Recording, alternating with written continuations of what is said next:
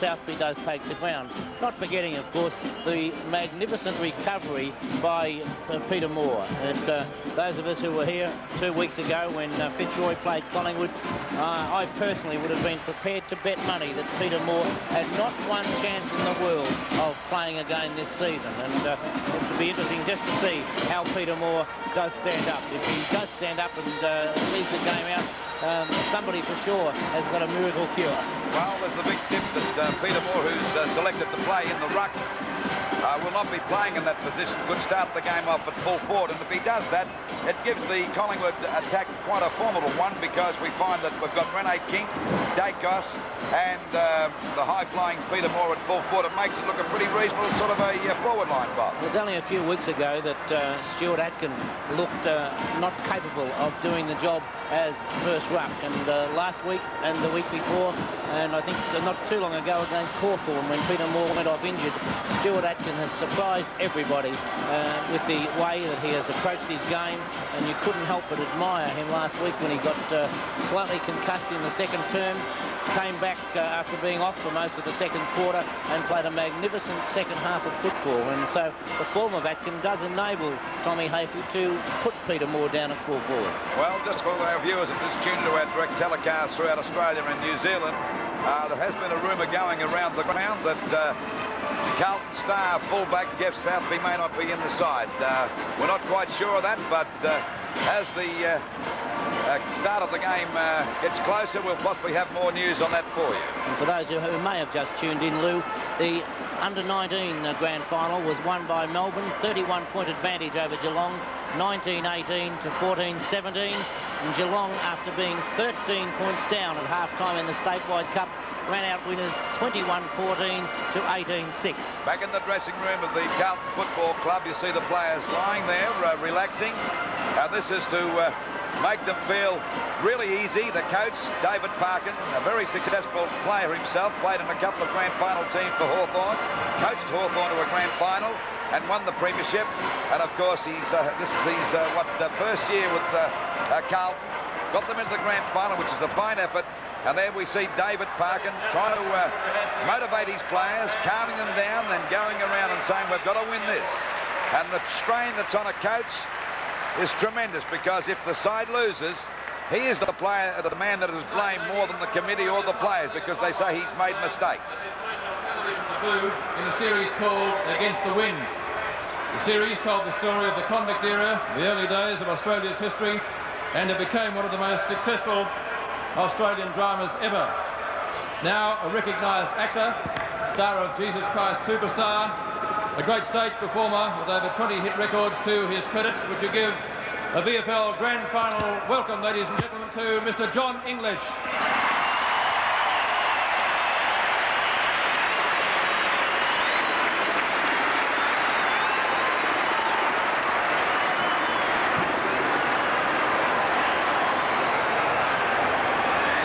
Jeez. Ladies and gentlemen, this is the premier sporting event in Australia. We are going to 7 countries, 30 million people are watching. The stars of this segment are you and you. When we get to the point where you've got to wave them, wave anything you're holding, big and loud, and sing along, except for the blokes over by the toilet block.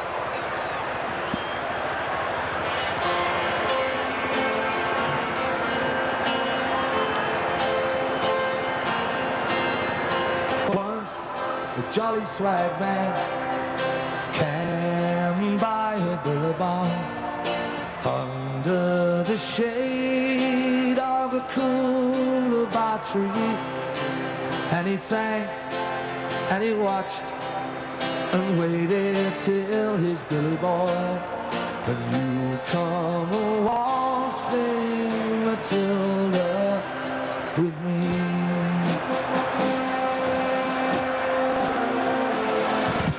Waltzing Matilda, waltzing Matilda, you come a waltzing Matilda with me.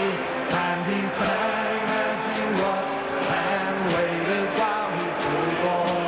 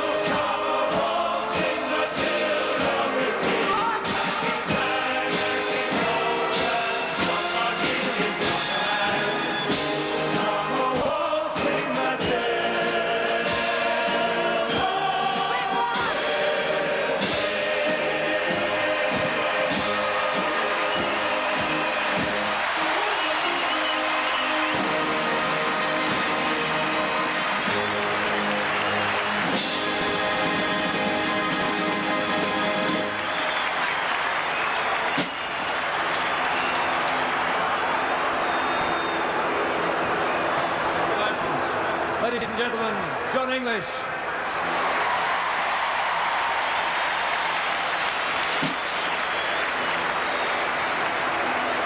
Now with the arrival of the two teams and the umpires for today, who, as I mentioned, are Robinson and Dye.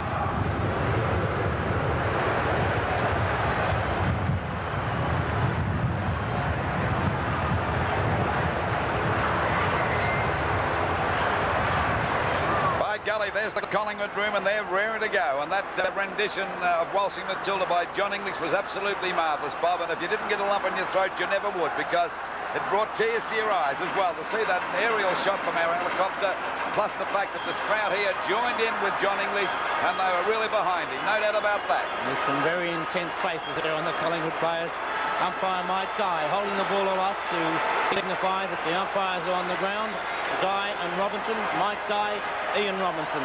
Ian Robinson, of course, by far the most experienced of the two umpires, particularly when you consider his finals experience, Lou.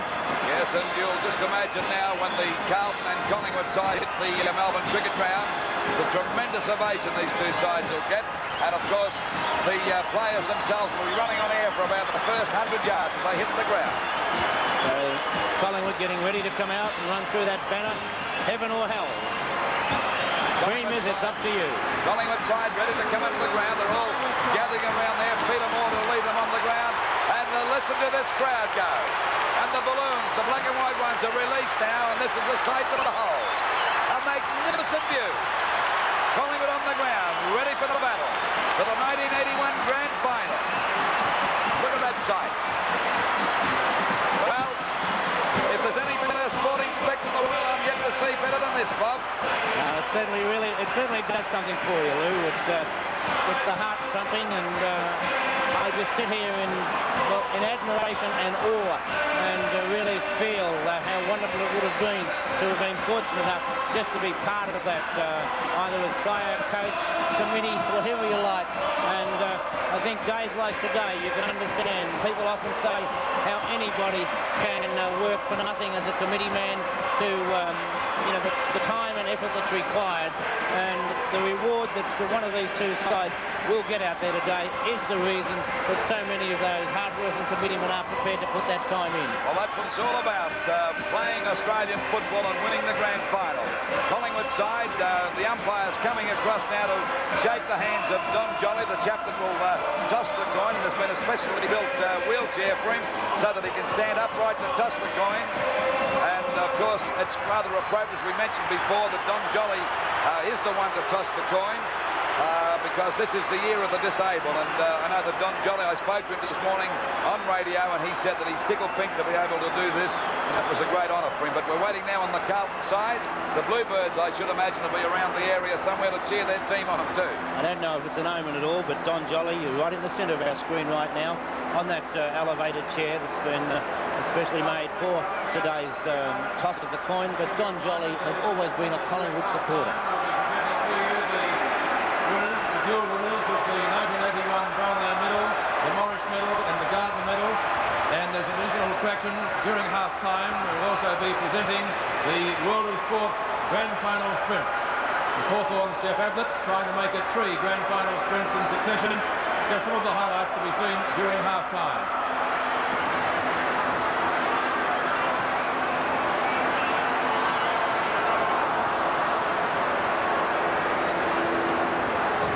You see the Bluebirds lined up.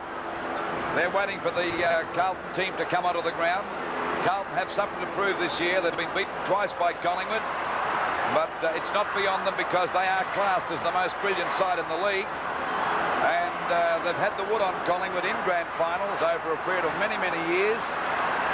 But the Magpies, Bob, are still yet to win one in the last 23 years. And I know they'll be flat out to try and drag this one. And we see Peter Moore stretching out pretty well, and there's been a little bit of a doubt about him, whether he'd be able to play or not. But he's out there now, and it'll be interesting to see whether he's picked to play, as he is picked to play in the ruck, whether he'll start off in that position or whether he'll start off at full forward. Yes, but rather than be critical of Collingwood for having been beaten in those grand finals, Lou. I think the mere fact that Collingwood have made the grand final in is that the last 4 years when they've had 5 grand finals, including the replay, and it's been nothing short of magnificent, the fact that what Collingwood have done. There have been numerous people who've suggested that there's not a great deal of talent in the side, and if there's not talent there, what is it that gets them to the grand final year after year, even if they haven't won the big one? I personally would rather be runners-up than down at 12th position. That's right. And, Bob, I must go along with you, too. You must have more than blood and guts to get to the grand final. This is a magnificent logo. This is the new VFL logo. It's the original one there with the big V and the football. And, of course, they've added the Australian flag to the top, and it makes it look a real spectacular logo, and it looks very apt for this grand final today. The two of them, one on each side of the ground. And as we said before, the ground is in perfect condition. The crowd are raring to go. It's around about 117,000. And all we have to have now is the Carlton side onto the ground. And, of course, we'll have the national anthem. And John English to sing Australia Fair, I should imagine. But John English certainly performed and acquitted himself very well when he sang Australia, sang Waltzing Matilda. And the entire crowd here today got right behind him, Bob. As I said before, it certainly brought a lump to my throat, and I played in many final matches, and I think we've got the next best thing, not being part of this as far as the football teams are concerned, but to be commentators at this great event, the greatest sporting event in Australia, if not in the world. And the atmosphere is such, Lou, that you can certainly understand why people travel from all points of Australia just in the hope of being here. They are prepared to get out here at 8 o'clock. Some of the people in standing room areas as Carlton come onto the arena. Carlton now led by Mike Fitzpatrick coming down the race, and Fitzpatrick, of course, taking it very easily down the race because it's not hard to slip. And, coming onto the arena for the first time, the Carlton team. Collingwood are already out of the ground doing their preliminaries. Carlton coming out now, and we look to see if Jeff Southby is amongst them. And at that stage, I couldn't see Jeff Southby, Lou, so... Big Jeff Southby. It looks as though that Stephen Phillips' tip may have been pretty right. And I think Scott Howell may be up there, so it could be Southby out, Scott Howell in, so the interchange players, we saw Bordelotto, Marku, and Scott Howell looks to be the other player, so it looks as though Stephen Phillips was correct with the rumour that Jeff Southby may be out of the team. Well, the first tragedy of the grand final, Jeff Southby, one of the greatest fullbacks we've seen for many, many years in league football, is unable to take the field for the 1981 grand final, replaced by Scott Howell, and of course Scott Howell is the son of the famous Chook Howell that played for Carlton for many years and the great champion himself. And I know that if Chook is at the ground or listening or watching this direct telecast through the 7 Network, he'd be very proud to see his son in action out there today. And we certainly hope that you people right throughout Australia and New Zealand, or wherever you may be throughout the world, are going to enjoy this direct telecast through the 7 Network. There we see Billy Picken. It seems to happen every week he plays. They must strap his ankles up too tight, because the moment he gets out on the ground, he takes his boots and socks off, and this is the normal procedure for Bill, Bob. This is a strange one, Lou, and looking at the Carlton side running around there, number 1 for Carlton is Greg Wells, and having coached Greg at Melbourne, I know that Greg Wells would be very proud right now. Victorian Football League thought it would be fitting that a former VFL Grand Final umpire had the right, the honour to toss the coin for this year's Grand Final. That umpire is, of course, Don Jolly, now confined to a wheelchair, but I'm sure many of you here today recall the magnificent job he did in umpiring another Carlton Collingwood Grand Final back in 1970. Would you welcome Don Jolly?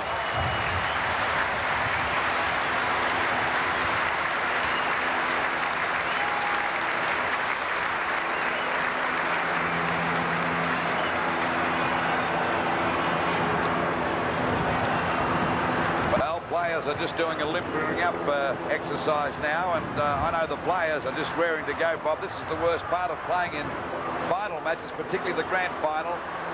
You get the speech, the motivating speech from the coach. You get out on the ground, and if you've got to wait too long, it could lose all its momentum if you're not careful. And we see Peter Moore, who had a great season until about 5 or 6 weeks ago. And, of course, another player that was under a cloud for Carlton is number 14, Asman. Hurt his knee. That's his left knee. You can see it heavily bandaged there, or strapped up. And he was doubtful, but Asman has declared himself fit. And another player we're going to watch now is number 4, Bazusto. They call him Mr. Modesty, and probably one of the most magical footballers we've seen for a long time. Another player that will excite the crowd here today is Peter Dacos, one of the cleverest half-forward flankers we've seen for many years. And of course, a player, Cooper, that's Billy Picken. It looks as though he's okay as far as his ankles or his strapping is concerned. And I suppose, Bob, the players are really raring to go now. Let's go up top now to a fellow that's flying high, a good friend of ours, John Deeks, in the helicopter. Thank you much indeed, and well, you can just feel the excitement up here at 1,000 feet from our 7 chopper. It really is looking terrific, and all the car parks are full. Some fans still heading to the ground entrances by foot, many thousands over the railway bridges. But there's a great shot from our 7 Sport chopper this time from 1,000 feet. And as I said, even up here, you can feel the excitement of Grand Final Day in 1981. Right now, it's back to the ground.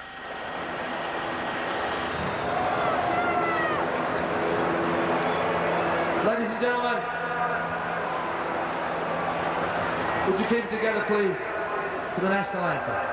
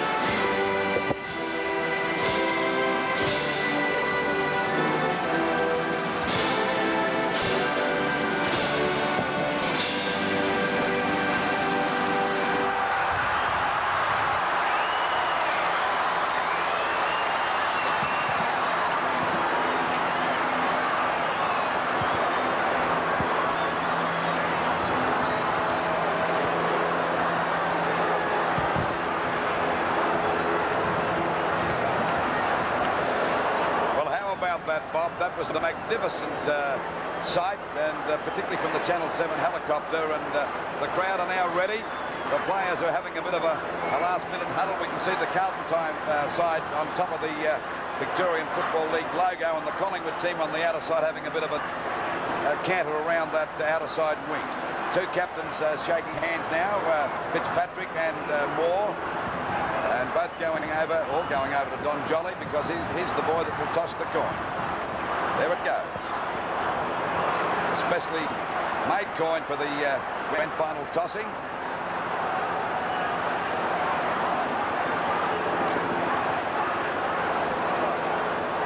I think Moore won the toss and decided to kick to the right of the screen.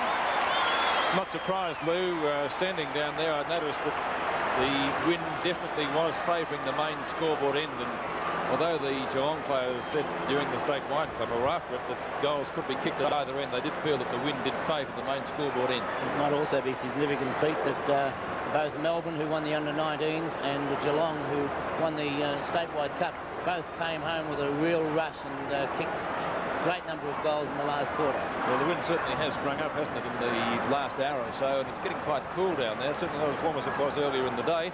so maybe the Weather Bureau's forecast of showers late in the afternoon will certainly ring true, but hopefully not until after about 5:30. Peter, the atmosphere must have been tremendous down there on the arena. Unbelievable, Lou. I was very impressed by the singing of Waltzing Matilda by John English and the waving of the flags, and maybe that could become a regular part of VFL Grand Final Day here at the MCG. The singing of Waltzing Matilda, a great patriotic song, and certainly everybody got right behind it here this afternoon.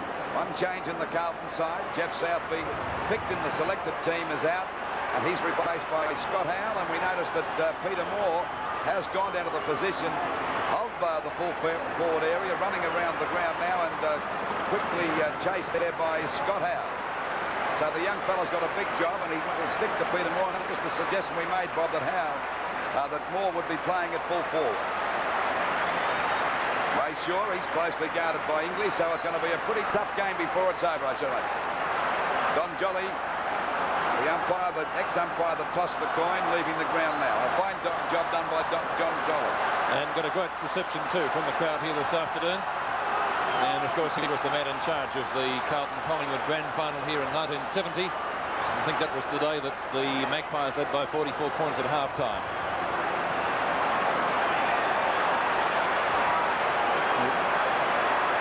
Duel onto Davis, Pete, as one move. Perovic has gone to centre-half back onto Stewart. Lou has already mentioned. So it's the first quarter now of the 1981 VFL Grand Final between Collingwood and Carlton. Mike Fitzpatrick gets the first tap out. It goes to Sheldon. Not a long kick, and the umpire calls play on. Dacos comes out with the ball, but it's going to be a free kick to be taken by Atkin, I think. Atkin has the ball. Goes to Allen. Davis in front. Couldn't take the mark. Dool. Under the carpet again. Perhaps not unpredictably, a scrambly opening for the start of the grand final. Crowd estimate around about the 110,000 mark, according to officials downstairs. Knocked away by Fitzpatrick. McConville went through without the ball. Dacos got offloaded, but a high kick will land around about the half-forward flank. Glasscott's out there for Carlton, sees the ball safely over the boundary line, and the first throw-in of the afternoon will take place 1 minute into the first quarter. Left half-forward flank. Collingwood in attack. Stewart behind, Fitzpatrick in front, doing well so far, and he could be the man that Carlton will be relying a lot on right throughout the afternoon. Ball on towards the centre wing. Picken was there, so too is Irwin. Irwin goes for the handball, was out of bounds. Irwin is down, clashed very solidly with Ashton down there. That was a heavy knock. And both of them just getting up now. Let's hope that they're both okay, because both vital players insofar as the aspirations of both Carlton and Collingwood are concerned. It's going to be a ball up. Or was it a boundary throw? Now it was out of bounds. Atkin and Fitzpatrick. Knocked down by Atkin. Fitzpatrick has it.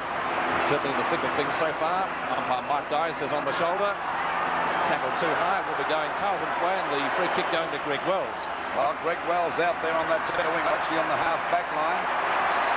There'll be a 15-metre penalty. This brings him right up to the wing position. And of course, no start for the... or no score as far as the 1981 Grand Final is concerned. And the play has been in action for about just on 2 minutes. Wells drives the ball across the centre half forward, pushed out by Picken. Players are missing it left and right. That's Ashman coming out with a hand pass. Kink knocks Johnson down. It's allowed Stewart to pick it up, and Collingwood swing into attack. Umpire said it was a fair bump back towards Moore. He and Scott sticking very close to him. Ball knocked out to Moore now. A hand pass coming back to Ray Shaw. He's grabbed. He's in trouble for the second time, holding the ball against him. So it's pressure personified. The umpire says play on as the ball comes from Ashman over to Wells. Out wide now, a pass and a great mark there to McClure. A beautiful mark out there at half forward. The ball driven up there towards that forward pocket, chance for Bozasto. He's got the mark. It'll be a mark to Bozasto, Mr. Magic. And he'd only be about, 25 yards out from goal. And you can see the goals there in the distance. We'll give you just how far out Bozasto is. On about a 45-degree angle, can easily kick this goal. The first one for Carlton. No, he's off target, and the ball is out of bounds on the full, and a penalty free kick. 1 point. I thought it may have been out of bounds. So the first score coming to Carlton at the 3-minute mark, and that makes Carlton 1 point, but Collingwood yet to score. Well, that kick by Basusto was probably indicative of the pressure that these players are under at the moment. The first 5 or 6 minutes of any grand final, you find a lot of mistakes. Peter McCormack from full-back. That's a beautiful kick too by McCormack, almost to the centre wing position. In fact, it will be now as Sheldon takes hold of the ball, but umpire Ian Robinson adjudicating that a Collingwood player was hipped out. It will be a Magpie free kick to be taken by Williams. Williams at left half-back flank. Wind favouring the main scoreboard end, I would reckon. King on the hands, couldn't take the mark. McConville is sticking right there with him. In goes Perovic. Stewart flicks out the hand pass, ineffective, and the ball over the boundary line. Many people believe that perhaps Robert Clomp would have picked up King today, having done a good job on him in the past, but not so. Wells, wild handball. Sheldon, again the ball over the boundary line for the throw, and I think we could see a lot of play on that side of the ground this afternoon with this strong northerly wind blowing here in Melbourne today. That of course is keeping the play on that side of the ground. Fitzpatrick and Stewart. Dacos, beautiful ball. Gets around 3 players, fires the ball up towards the forward pocket. Shaw at the back, Gould in front. Good mark, and we'll get a 15-metre penalty. That was pretty silly. The flying doormat nearly lost his headband. What a great player, Bruce Doull. Goes in towards the centre, dropping short. Byrne is there. McClure, tackled well by Picken. The call from the umpire, play on. Byrne again, played a great game last week. Just about best in the ground, fires it up towards right half forward, looking out there for Davis, and he's found him. Davis, out of bounds, I think, or is the ball in play? It's out of bounds, Pete. Moore has it. Renee King did a similar thing at VFL Park last week, kept the ball in play and kicked a long goal from the boundary line. It was stand side at VFL Park, but this time it is out of bounds, and I think he just went a little bit too far over the line. So a boundary throw in the forward pocket for the Magpies. Moore at the back. Fitzpatrick doing the ruck work in front, edged out by the Magpie skipper and the Carlton captain to take the free kick in the back pocket.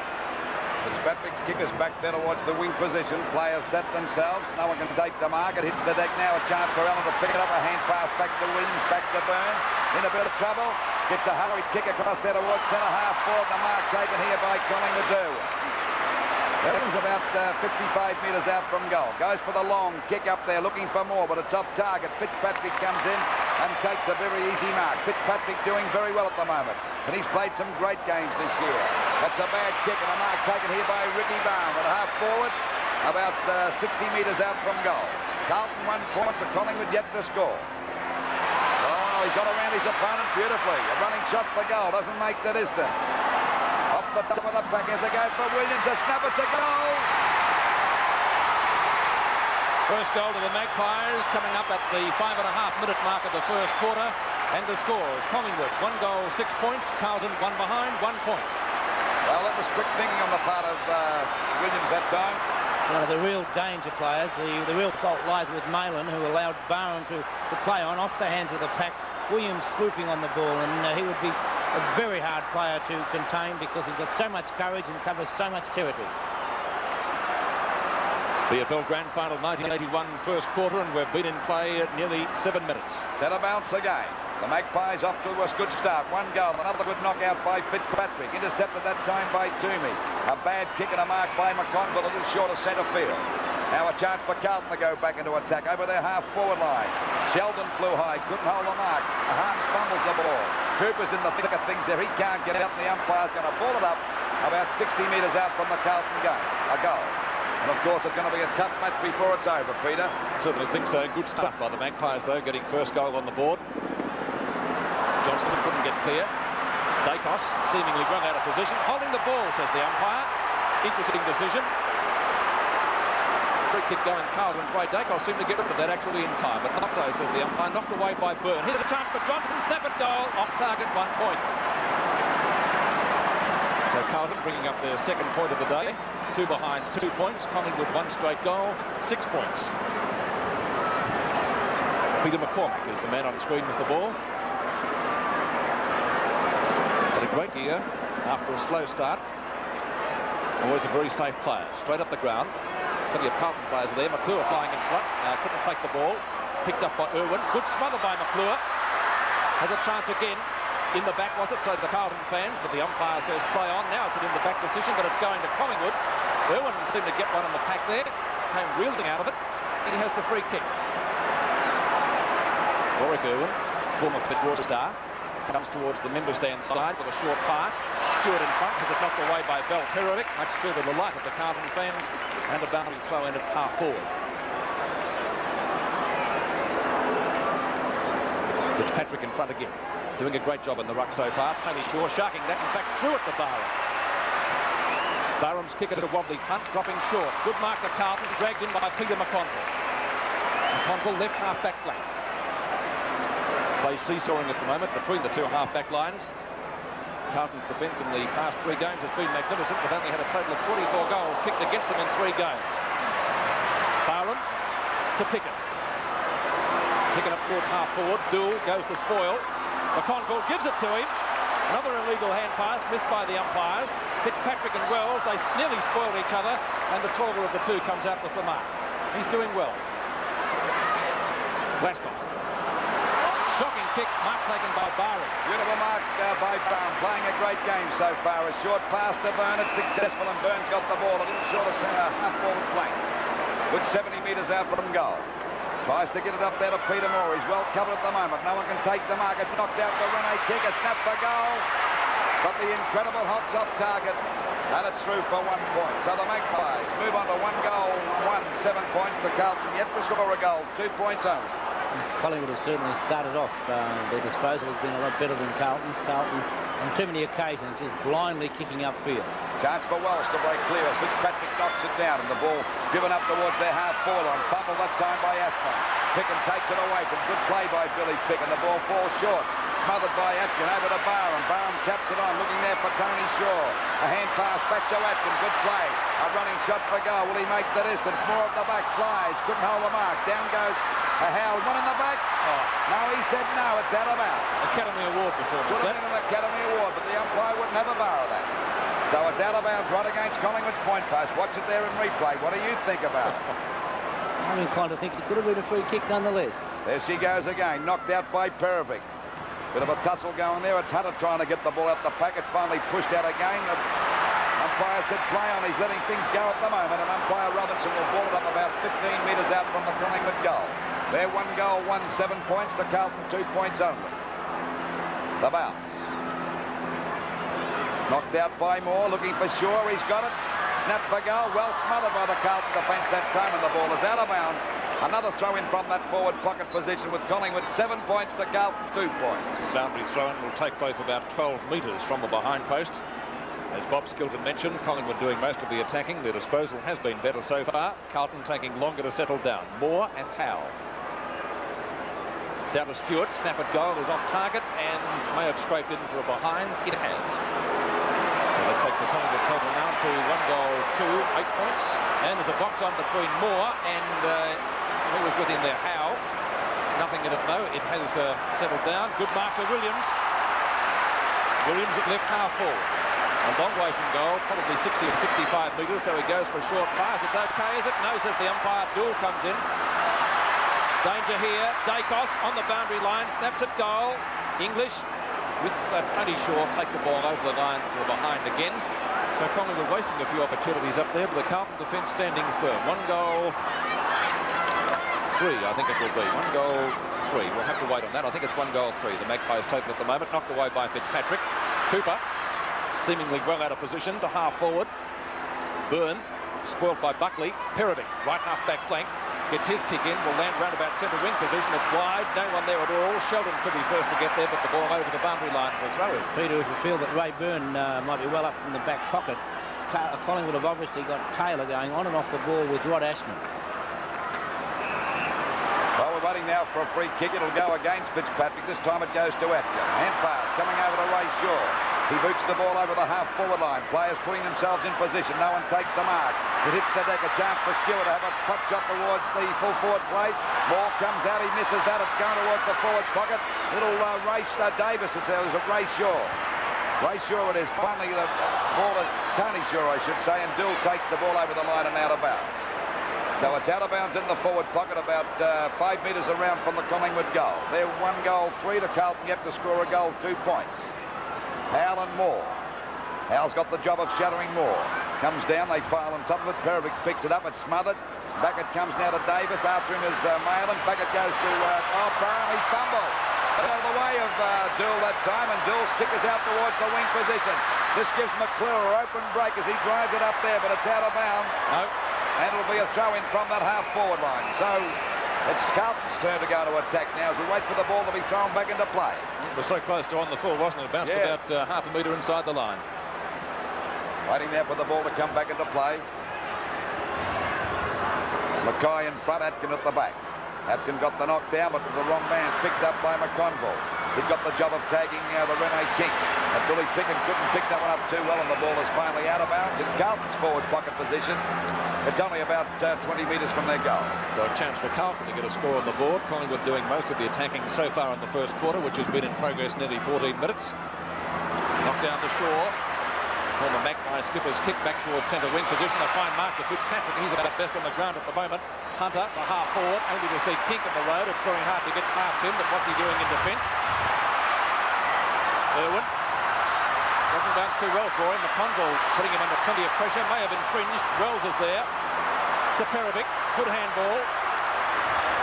Short to half forward. Good mark to Bazasto. And Toomey having the job of tagging him this afternoon. That's a job I wouldn't like. Bazasto, beautiful kick. Right up towards the 10-metre square. Pick it up the back and marks. Getting the better of McClure at the moment. And thought about doing the nollie and then thought better of it. I think Billy acts a bit, Peter. Yes, he does. Here it is in replay. Fine mark. It's a great mark there. I think Billy was looking for a 15-metre penalty. He gets 20 off them, but not there. The umpire well and truly in command of that situation. Bazasto a little bit too late on the scene. Williams and Sheldon, two of the form players of the final series. Out of bounds, I think. Yes, it was, says the boundary umpire. And this throw-in will take place at half forward. Right half forward for Carlton, in front of a packed outer stand. Atkin and Fitzpatrick will be the ruckman. Knocked down to Byrne. Well caught. Good tackle. Free kick going to Byrne against Wells. A little bit too slow to get rid of the ball. Dacos.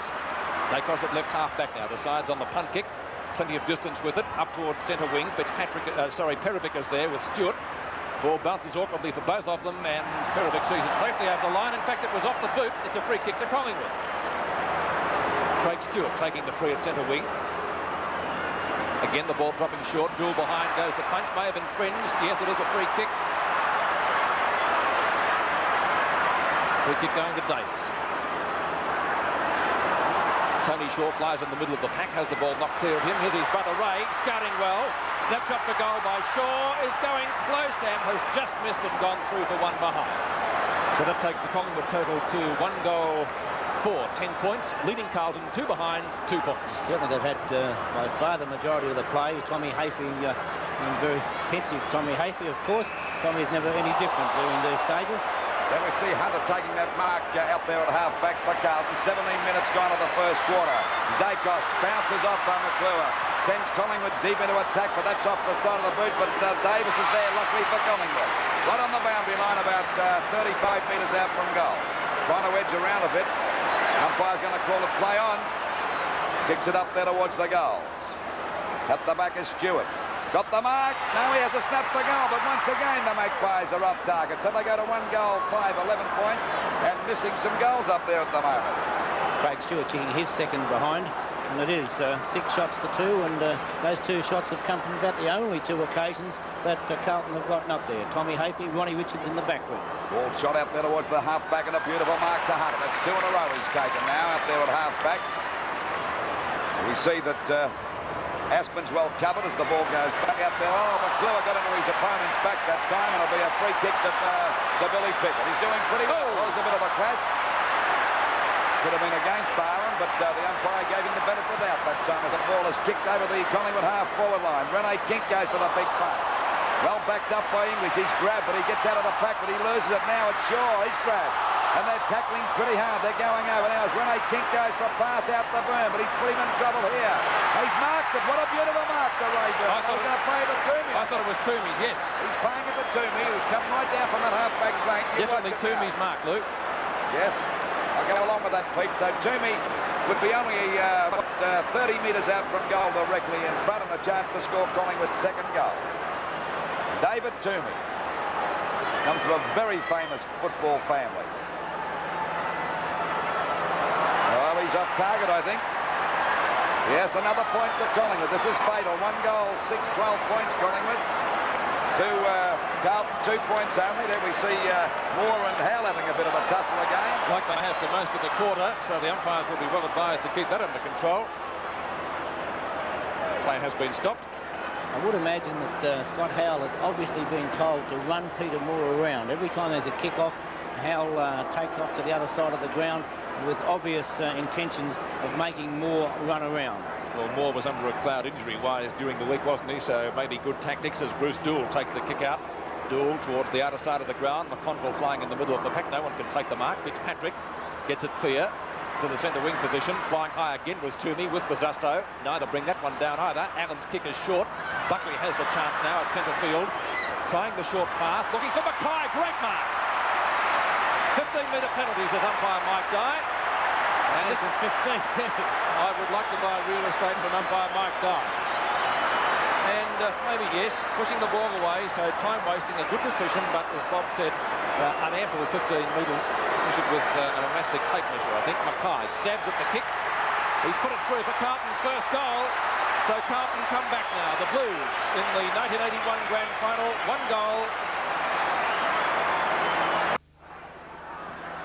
After that great goal by Mackay, Fitzpatrick can't get it clear. Tony Shaw has a short kick up towards half forward. Doull was there, but Dacos is right with him. Snares it well, Doull. Beautifully done towards the right half forward flank. Over the head of McConville. Cooper coming out for a strong mark and clears for the Magpies. It's a long kick by Cooper up the centre half forward. The pack play. It hits the deck now. A chance for Aspen. Things have been quite grim at the moment. Malin goes down. He's up. He finally kicks the ball out wide. On his own out there is Little Glasgow. Got the open spaces. A hand pass over to Rahams. Back to Glasgow this time. And he's got a clear run. He'll have a long kick up there towards the goals. Looking there for Johnston. It's too long. And it's going out of bounds. Out of bounds in the forward pocket position. About 10 metres around from the Carlton goal. Carlton a 1 goal, 2-8 points to Collingwood 1-6, 12 points. The Magpies appear to be kicking to the end that's favoured by the Breeze. Mackay and Atkin for the knockout. Knocked out by Mackay, picked up that time by McCormick. The kick was rather smothered. There we see Taylor and Aspen are going after it. Aspen's there first, a hand pass back to Mail, and well smothered that time by Barham. The ball is out of bounds on Carlton's half-forward line, about 65 metres around from their goal. Well, it's not the greatest football at the moment, but that's understandable in these grand finals because the tension's so high. Fitzpatrick doing a marvellous job on the ruck. He's hardly missed a knockout, picked up by Aspen's tag. Taylor gets the kick back there. The ball, good mark to Stewart. A good hand pass to Shaw. Shaw's kick is across the centre half forward. And English coming at the back, goes for the big punch. Finally picked up by Rene. Kick over to Ricky Barham. Goes for a long kick looking for more. He's had a shot at goals. It's through. Great goal. Great goal to Ricky Barham. Coming with 2 goals, 18 points to Carlton at the moment. 1 goal, 2-8 points. Forward flank, Davis and Doull. Knocked away by Doull, the flying doormat doing it well. Caught, now he's clear. Shrugs the tackle well, Doull. Tries the short pass to Mayland. Marcoux it is, and Marcoux taking the mark. Yes, Ashman could be off the ground. Marcoux kicks straight into the man on the mark, who is Taylor. Bad football from Carlton. Well tackled by Barham. Mayland again. Tony Shaw. Superb knock-on. And well shepherded. Mayland comes in, likewise Doull, but it's over the boundary line, and the press photographer doing a decent sort of a parry down there to keep the other player at bay. As we check the scores, being 10 points the difference. 23 minutes gone, first quarter. Doull and Kink. Kink traps it nicely, but it's just over the line. And to throw it in front of the MCC smokers stand. Rod Ashman has been taken from the field, so certainly a sensation in the first quarter. Maybe Ashman's knee still acting up. Knocked down by Fitzpatrick to Marcoux. Not a bad sort of a replacement, though. Marcoux's kick. Cooper behind. Big fist. Cooper in superb form last week. A free kick has been played by the umpire, and it will be taken by Carlton. Wayne Harms, the recipient. Harms just short of the centre. Beautiful kick by Harms to half forward. Looking for Mackay. Couldn't take the grab. Atkin knocks it on.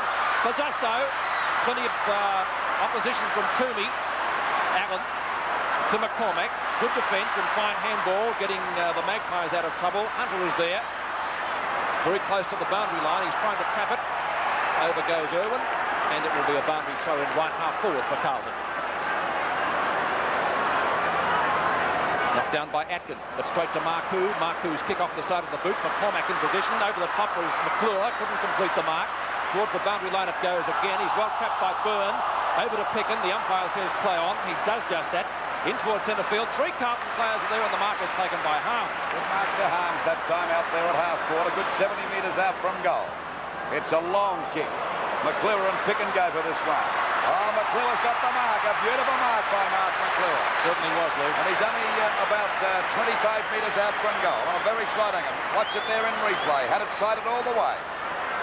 And they've had a great tussle at the moment. I would say Bill Picken is on top. The distance, about 25 metres out, so that shouldn't worry him. It's a matter of accuracy now. Carlton the 1 goal, 2, 8 points to Collingwood, 2, 6, 18. Not a bad sort of a kick by Mark McClure, so Carlton move on to 2 goals, 2, 14 to Collingwood, 2, 6, 18. Well, Bob, that was a nice mark by Mark McClure. This is a magnificent mark, Lou. A real pressure shot. Tommy Hafey just after having a word on the microphone. But McClure and Picken both covering plenty of territory, naturally, because they're on each other, and it is a fine duel. We're into the time-on period now of the first quarter. It's 4 points the difference, still in favour of Collingwood. Still a very good game. It's not the greatest football in the world, but the tension is there, and of course it's going to be a titanic struggle right throughout this match, because both these sides are really going hammering tongs at each other. Ball finally knocked out by Atkin, not a good one. Comes back there to Mail and knocked away by Toomey. And back there to Stewart. He tries to get it out to Ray Shaw. Ray Shaw's got it now. A hand pass over to Taylor. Taylor's clear, drives the ball out wide. Little Tony Shaw had no hope against the taller English that time, and he takes a good mark in defence. The ball back out there towards Fitzpatrick. At the back as Atkin got up high, but Fitzpatrick's first to recover. He's playing a great game for Carlton so far, and a great mark to Johnson. Johnson goes for a lead here. Nearly a free kick to Sheldon. He's away time from Williams as a running shot for goal, but he's off target, and it's through for another point to Carlton. So they move on to 2 goals, 3-15 to Collingwood, 2-6-18. 3 points the difference in the first quarter. I must agree with Lou, the standard of play hasn't been exactly 100% of the first term, but nevertheless understandable. McCormack from full-back. Oh, gee, went pretty close to that line too to kick out then. That's a mark to Carlton, brought in by Hunter. Hunter playing on. Beautiful kick again, up towards the square. Could even be a goal. It's bouncing, it stops. And McCormack goes for the tap. Playing it safe and knocks it through for a point. That ball jumped straight up in the air as soon as it bounced. Had it gone straight, I feel sure it would have been a goal. 2 points the difference now. Carlton coming back late in the first term. McCormack having plenty to do in the last 5 minutes. Stewart at the back, tries it one-handed. Hunter's there with him. Stewart goes the tap. Marcoux showing plenty of pace. The replacement for Ashman doing a good job and getting clear of Dacos. Taylor taps it nicely just inside the boundary line. In comes Marcoux. Clashes with Irwin. Goes to Dacos. Off the side of the boot. Poor kick by the Collingwood flanker. Stewart again. Moving well for the big fellow, he is. Byrne down towards half forward. Knocked away by English, and good defence from the Carlton back pocket player. Finding Perovic. Perovic to Dool. A little bit high for him, but he trapped it nicely. Dool to Marcoux. He's done well, as I said, since he came on. Moving around the ground well. Short pass is a bad one. And the mark taken by Picken, who runs into a spotted bubble once again, but made it look a lot worse than it was. Or Johnson seemingly went over the mark, but the umpire said he had played on. Good umpiring. Bazusto. Oh, beautiful ball. Short pass, superb, and that's a mark. Mark taken by Wells, just short of the forward pocket. He plays on, looking for Mackay. Johnston flies in the middle. It's knocked down, picked up by Picken again, who throws himself forward, looking for the free. And umpire Ian Robinson has found one. It will go to whom? Billy Picken. You needn't have said it. He certainly has got a couple so far today. McCormack drives it wide towards the members' wing. Malin is there, can't trap the ball before it's over the boundary line for a throw-in. Out of bounds on Carlton's half forward on about 70 metres around from their goal, about the 29-minute mark of this first quarter. And Carlton 16 points to Collingwood 18 points. Fitzpatrick again, he's dominating the knockouts. Picked up by Marcoux, he's grabbed, his kick is smothered again. Shaw got one in the back. It'll be a free kick, and Shaw and Fitzpatrick clash. Thought he could have taken it away from Rene King that time. 15-metre penalty. 15-metre penalty against Fitzpatrick. This brings Shaw just about up to the half-forward line. So there's the siren to end the first quarter. And at quarter time in the 1981 Grand Final, it's Collingwood 2 goals, 6-18 points to Carlton 2-4-16. Checking the quarter-time score, Collingwood 2-6-18, Carlton 2-4-16. For Carlton, their goals have been kicked by McClure and Mackay, and for Collingwood, Barham and Williams were their goal kickers. Bob Skilton, we saw Ashman go off the ground. Do you believe that he was 100% fit when he took the field? If not, how silly can you be to play an unfit man in a grand final? Well, it might not necessarily, we see Sheldon there who might be in a little bit of bother, but it might not necessarily have been because of injury. It might have been to get him away from the tag of Taylor. Bring Marku on the ground, who's got considerable pace, to get him away from Taylor, make Taylor run around a little bit. And we see Ken Sheldon with a considerable amount of dressing on both shoulders, actually. And so Sheldon going into the rooms, maybe for treatment, who knows? Well, they could ill afford to lose two clever players like Sheldon and Ashman, two of their most prolific kick getters for the year, Bob. Yes, Sheldon was coming into the play a bit and was a busy player. But whether it was a move or whether it was forced, it did give Carlton a considerable lift with Marku coming on the ground. And Taylor was tagging Ashman quite effectively, so David Parker might have felt that the best way of getting him away from Taylor was to take him off the ground for a while and maybe upset Collingwood's thoughts. Scott Howe was possibly a little lucky on a couple of occasions when he was running Peter Moore around and ran across the other side of the ground. Moore didn't bother to chase him and just wandered down to the forward line, and if Collingwood had one possession of the ball, Howe could have found himself drastically out of position. But it's worth the risk to run Peter Moore around and maybe put his pressure on quite a bit. Well, we see Tommy Hafey there giving the players a bit of a talking to. I don't know whether he's paying out on them or Peter not, but he's certainly ranting and raving there. Well, I think they probably lacked a little bit of cohesion on their forward line. They have certainly had plenty of opportunities. Bob Skilton, some of your better players for the first quarter. I thought the Carlton defence, Dool in particular, was magnificent. It's rare that you see Dool play a poor game. McConville picked up a couple of kicks, as did Hunter, but then Dacos would have had the better of Hunter during that quarter. Fitzpatrick rucked well right throughout and picked up kicks while he was doing so. Marku, when he came on the ground, gave them a real lift around the packs. Glascott was on top of Irwin, but on the other side of the ground, Barham was having the better of Malin. So Jules across the centre probably fairly even. Picking a slight edge over McClure, but Mark McClure, two lovely marks and came into the play a bit. Craig Stewart worrying the big fellow Perovic at centre half forward, and Ray Byrne, who we see in the foreground there along with Peter Moore. Ray Byrne being allowed to come down the ground when Taylor goes to the back pocket. Ray Byrne has been a good player for Collingwood. So perhaps we can expect those showers maybe later on around about 4 or 5.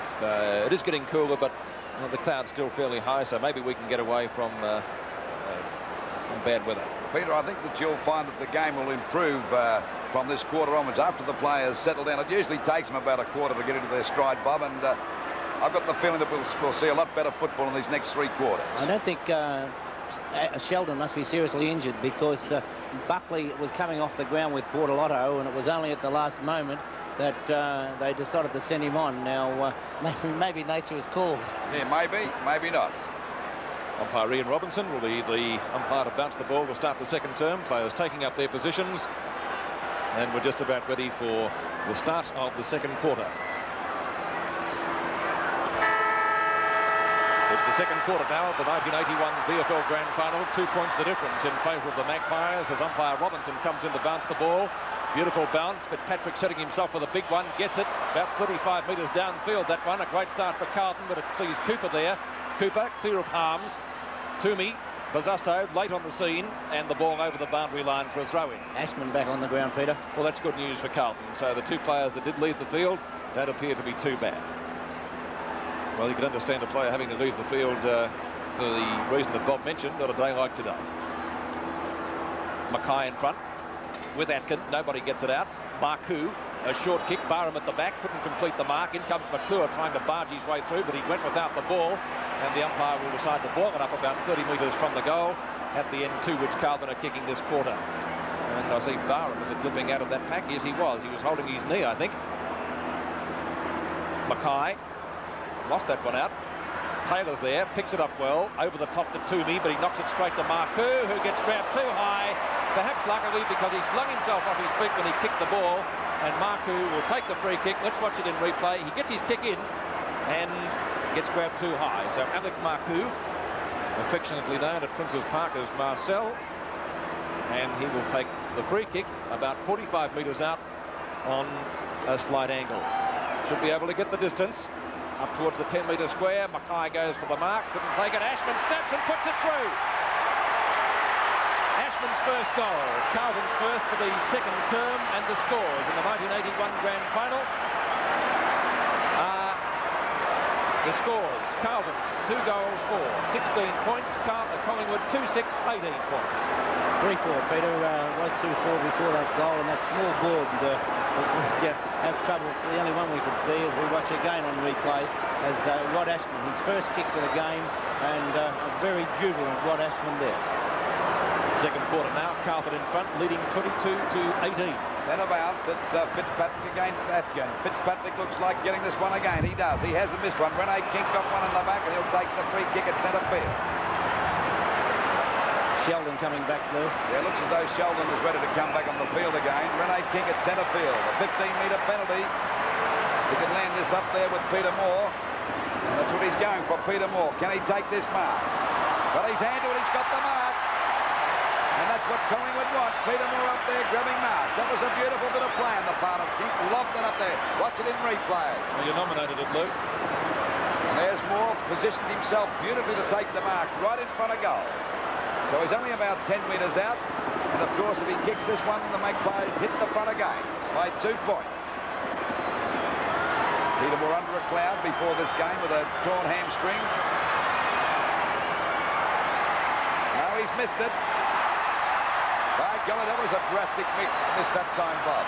Yes, I think all of us here, Lou, expected to go through the centre, but Collingwood frittering away opportunities. We saw them miss a number in the first term, but then Peter Moore having there his first kick of the game and 1 point on the board. 3 minutes gone of the second quarter of the 1981 Grand Final. Off the top of the pack, chance now for Dacos, a hand pass. Out there to Shaw is a dangerous one, and the ball is out of bounds. Out of bounds on Collingwood's half-forward line, about 60 metres around from their goal. It'll be Fitzpatrick and Stewart for this one. Fitzpatrick again. Over to Rene King. A hand pass back there to Atkin. Another one back there to Dacos. Dacos at half-forward goes for the long kick. Looking for more again. Can he mark this one? Oh, he pushed Dill fair square in the back. Or it could have gone to Howlett because I don't know who pushed who, but Moore certainly was the offender. Watch it in replay. Now he's got Dill for sure. I think Dill may have helped him a bit, but Dill will take the free kick. And what a game Dill's playing at the moment. Toomey flies. Couldn't hold the mark. Johnson's bad hand pass. A chance now for Allen to get one out to King. King starting to fire. This quarter as the ball goes up there towards Moore again. Dill coming across. But well played by Scott Howell as the ball goes back there to Buckley. Glasgow has the chance. King lined him up but missed him. In comes Malin. A fine ball. Gets out of trouble but loses the ball ultimately because he threw it. Free kick going Collingwood's way. It's bad luck. It was a beautiful ball. And I believe light rain is starting to fall as Taylor takes the free kick. 15-metre penalty because the player standing on the mark had gone over it, and that's where the new one will be. Sheldon on the boundary line. The free kick to be taken for Collingwood by Taylor. Taylor from centre half forward should be able to land it in or near the square. He's looking for Moore, of course, who's in front, and then he got the mark. He should be able to get this one through. 2 marks in the space of about 3 minutes to Peter Moore at full forward. Let's see if his conversion rate is a little bit better here. It does play to play in front because that's where he's got those 2 marks, playing in front of the same 2 players. Surprising though, Pete, that one doesn't get in front and one behind. Moore kicks truly this time and puts it through for full points. His first goal, and the scores now.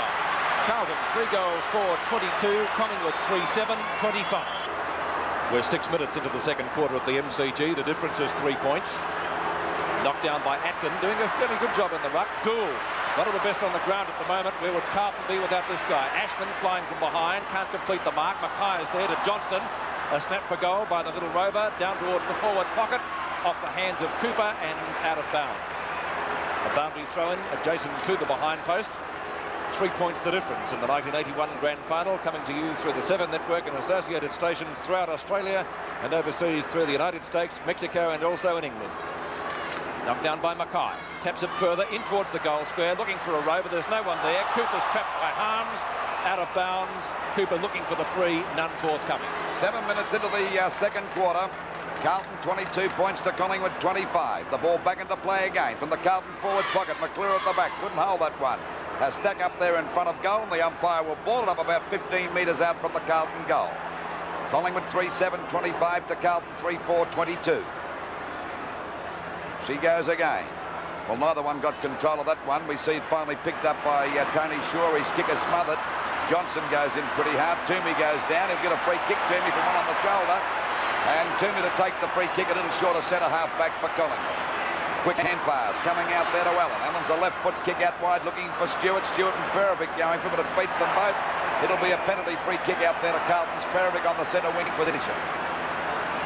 Around about the 110,000 people here today. It hasn't been the best football, but it's been pretty tough and exciting football. Ball dropping short again. No one can take the mark. It comes down to Mark Q. A quick hand pass out to Johnson. Back there towards Wayne Harms. He's got the mark. He got away from Cooper that time.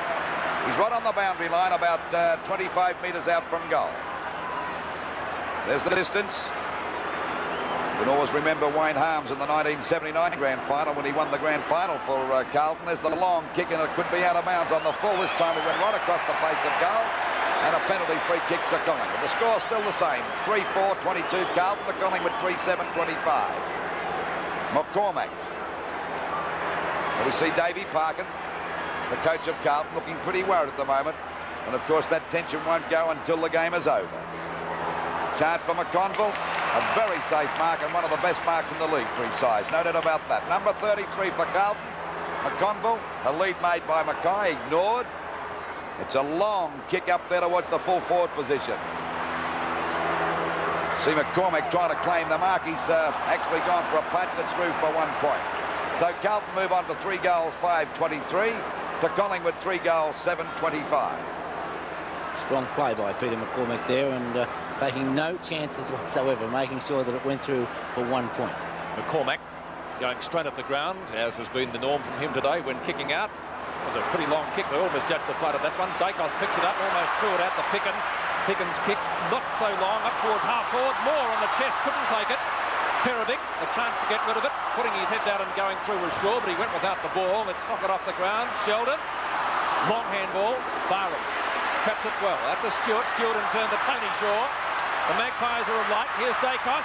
Snap for goal coming up. It's on target. Look at that for a goal. How was that for a goal, Robert? Superb goal kicked by Peter Dacos. And the scoreboard now at the MCG. Carlton 3-5-23. Collingwood 4-7-31.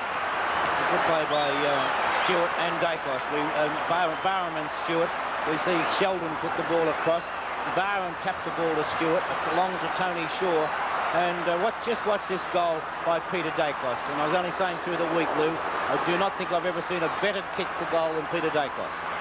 8 points the difference now in favour of Collingwood in the second quarter. 1981 Grand Final. The knock-on is by Kink up towards half forward. Hunter with the fist gets it clear. Barham the chance again. Couldn't take the ball. Harms looks for a teammate with a long hand pass and finds one in the person of Ashman. A little chip up towards Wells. Wells, short pass again. Right half forward to Marku, who takes it in front of McCormack.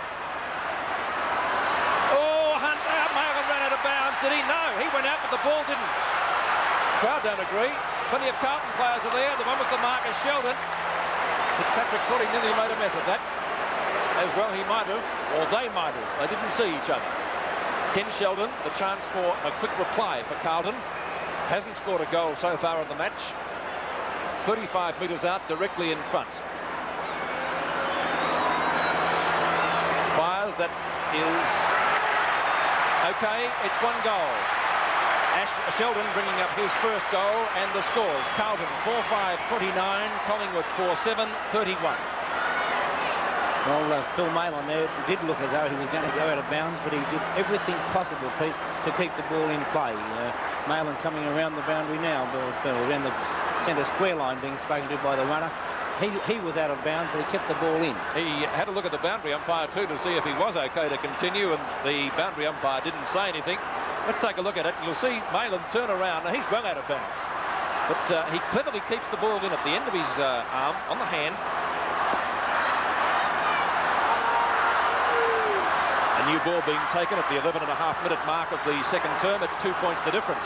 Centre bounce again. It's Fitzpatrick dominating the centre bounces. There's another one from Fitzpatrick. Back that time to McConville, and Carlton go back into attack out there towards their half-forward line. It's Bazzusto and Toomey having a great race. It beats them both, and it's out of bounds. Still in Carlton's attacking zone, about 60 metres around from their goal. Only 2 points the difference. This has been a ding-dong struggle so far. Waiting now for the ball to come back into play. Atkin and Mackay. Well, actually, Mackay got that down to Aspen. He fumbled the ball. A bit of fumbling going on now as it's kicked off the ground by Johnson. Coming in there is Harms. He goes down. Tapped on again by McConville. Brilliantly over to Wells. Another hand pass to Mail, and this looks dangerous. He's grabbed, he's clear, he fires at the goals, and it could be through for 1 point. So it's only a point the difference now. But a long way to go. David Parkin looking a little bit disgusted over that shot, but the pressure was on that time to the Carlton player. A point the difference. The ball comes back into play by McCormack. At the back is Perovic, but Stewart's too strong that time and takes a good mark. As a matter of fact, not a very brilliant play, but does some very intelligent things sometimes. That's a long kick by Stewart. Well over Collingwood's half-forward line. Punched away from Davis by Dool. Out there towards Hunter. Hunter and Dacos having a battle. Down goes Glasgow. Tony Shaw gets the ball back there to Irwin, and Collingwood go back into attack. And I think it'll be out of bounds on the full, and a penalty free kick down there to Bruce Dool. No doubt I'd say Bruce Dool and Fitzpatrick will be the two best players on the ground. As Dool has done extremely well, and he's got the task of Craig Davis, but a magnificent player over many years, Bruce Dool. Had 9 kicks so far from that half-back flank. The ball out there now. A chance for Fitzpatrick, the player I was talking about. Johnson comes in, smothers the ball on the first volley. A hand pass. Out there to Sheldon in a bit of trouble. Back to Perovic. Good football on the part of Carlton. A long kick now. Marcoux with a chance. Byrne at the back goes for the punch. Backing up well as Martin. He's away from Barham. Goes for a short pass. It's okay, and a mark to Wells at centre half forward. So we see Wells ready to send Carlton back into attack now. Only a point the difference. 4-6 to Carlton, and Collingwood 4-7. Mackay couldn't hold that one, but there's Marcoux. He's grabbed by Byrne. He goes down. Finally, it's picked up by Bazzusto. Back to Sheldon. A kick up there to the front of goals for Carlton. McClure there, punched away by the Collingwood defence. Mail and fumbles. He kick and he clash. Atkin gets a good hand pass out there to Taylor. 2 players knocked out down there. A Collingwood player, we'll pick him up in a minute as it goes out to Glasgow and Irwin, and finally goes out of bounds, but the umpire's found a free kick. Allen it is, Luke. Allen is out cold, or he was. That certainly was a pretty hefty knock as the ball gets driven back into the full forward pocket, and the mark taken by Atkin. He doesn't look too good, Graham Allen. I think he will be assisted from the ground unless he improves markedly in the next few moments. Davis sharks it well. Oh, he slipped over. Can't understand that. We haven't had any rain here lately. Over to Johnson. Umpire said a push, and it will be a free kick going, let's see which way. Going Collingwood's way. Allen is still in the hands of the traders down there too. He's not looking too good at all. Picked up by Sheldon from the centre wing. Ball slews off the side of the boot. Davis getting high. Has he been paid the mark? Umpire Robinson having a good look at it and being paid to Craig Davis. Davis just short of centre wing. Allen will be replaced by Noel Lovell, who will come on. Allen's kick dropping short. Kink and Dool. Big punch by Dool. Gets it into the centre. There he finds Ashman. Carlton #1 rover just can't control the ball. He's got plenty of opposition from Toomey, who infringes too high, says the umpire. He's gone for a short pass. It's taken by Wells. Williams is too late on the scene. Down towards full forward it comes again, and the big arms go up at Stuart Atkin to take a good grab. He's been a very good player in the final series, but he's kicked it to the wrong man in Mike Fitzpatrick, who says, "Don't do that to me, old fella." And Fitzpatrick takes the mark amid the attention meted out. Carlton captain, centre field. Now, the ball has been declared dead because it will be a 15-metre penalty. Allen going off the field. I think he's got a badly cut lip, Peter. He won't be celebrating on grand final night then, whatever happens. So the ball back to Mike Fitzpatrick, who is at centre half forward and generally a very good kick. He's just short of centre half forward. That one was high. Looking for David Mackay. Mackay stretches up, couldn't quite complete it. Maitland's there. Mackay in for the backup once more. Tries to get it to Bazzusto. Umpire Mark Dyer says it will be a ball up to take place about 20 metres out from the Carlton goal. MCG in pretty good condition today. Knocked away by Mackay, straight to Johnston, snaps it, goal. Ashman underneath it, couldn't take it, then it bounces through. Goal. Amazing goal, kicked by Johnston. We'll take a look at that in replay, and you'll see Rod Ashman with the outstretched arms, not able to get to it. Here's from the ball up. As well, we watch the ball come over the back. Wayne Johnson, and there's the luck of the draw, the bounce. If it bounces the other way, naturally it's a point, but it really came back at one goal there to Wayne Johnson, the ever-dangerous Johnson. That's the first time Johnson's really been able to get through. Well, some spectacular goals kicked by Dacos and Johnson so far in the second quarter, all being enjoyed by the huge crowd here at the MCG and on the 7 network. We see Peter Moore on the ruck now at the 17.5-minute mark of the second term. 5 points the difference in favour of Carlton. Fitzpatrick once again. He's dominated those centre bounces. Harms, I should say, back to King. King trying to get out of the pack. It's finally Carlton going back there towards their centre half forward position. Picken tries to crash through the pack, but the umpire said it'll be a free kick to Billy Picken. He put his head down, didn't he, Bob? Well, I'll tell you what, he gets more free kicks than any other player that I've ever met in my life, but good luck to Billy Picken as the ball goes out there towards Stewart. The ball knocked to the ground now. It's Irwin pouncing on it, getting away from Glasgow. Not a very good kick, and straight to the arms to Bell Perovic at half back. Carlton looking a little bit better at the moment. It's a high kick by Perovic. Right across there towards centre field. Oh, we got one out again. Billy Picken against McClure. Another free kick to Billy Picken at centre half foul in the centre of the ground, and he's playing a great game. They all count. Back she goes now towards the centre half forward position. Hingley's coming in to meet it. He misses that one. Backed up that time by Fitzpatrick, playing a great game. Knocks it out to Sheldon in the back pocket. And Carlton get the ball out there towards the wing. A chance for Wayne Harms to mark. He doesn't drop those. Takes the mark out there on the wing and quickly plays on. Chance for Peter Moore. We had a look that time. Should have gone for the mark. Billy Picken ducks again. Umpire said not the third time, Bill. A hand pass to Moore. Back it goes to Ricky Barham. Now it's Collingwood's turn to go back into attack. That Carlton defence standing up as Stewart breaks out of the pack and a bit of balking, fancy dancing. The ball up there towards the goals. Will it make it? It's a goal. Stewart's first. A goal to Collingwood. Stewart's first goal. So the Magpies are back in front by a point. Collingwood 5-7-37 to Carlton 5-6-36. Glasgow at centre field, putting Carlton into attack after that mark to half forward. Mackay couldn't take it. Here's Maven running into an open goal and has missed an absolute sitter. That's two now, Pete. An absolute sitter from the 10-metre square, or just on the edge of it. Scores, Carlton 5 goals 7, Collingwood 5 goals 7. So it's 37 points each of 2 as the ball comes back into play. Stewart in front. Over the top is McConville. Neither takes the mark. Williams looks for the push. Toomey comes out with the ball. The half forward. Fine mark. Brought in by Davis. Over the top of Dool, who's scratching or rubbing his head. Probably both. Looks for Kink. Can't take it. Too long. Back up is from Dacos. Dacos scouting well, but Hunter's there with him. Can't trap the ball. It's over the boundary line for the throw-in. About 15 metres around from the behind post. What a thriller this match is turning out to be. Collingwood won by 1 point in one of their earlier matches this year. Will it be a similar finish today? Fitzpatrick, 2 hands over the top to Marcoux. Well smothered by Williams. Marcoux going it again. Holding the ball against Collingwood's Ray Shaw. Free kick to be taken by Marcoux. It was for holding the ball. Fitzpatrick backing back, takes the mark. He's in front, will be paid. Good mark to Mike Fitzpatrick, mark number 5 to the Carlton skipper. He plays on, plenty of distance in his kick to half or centre wing. Byron takes the grab and a good one at that. No sign of that limp that we mentioned earlier before. Barham's torpedo punt kick. Dool flies from the back. No, he doesn't. Brewer's on the ground for Collingwood now, I see.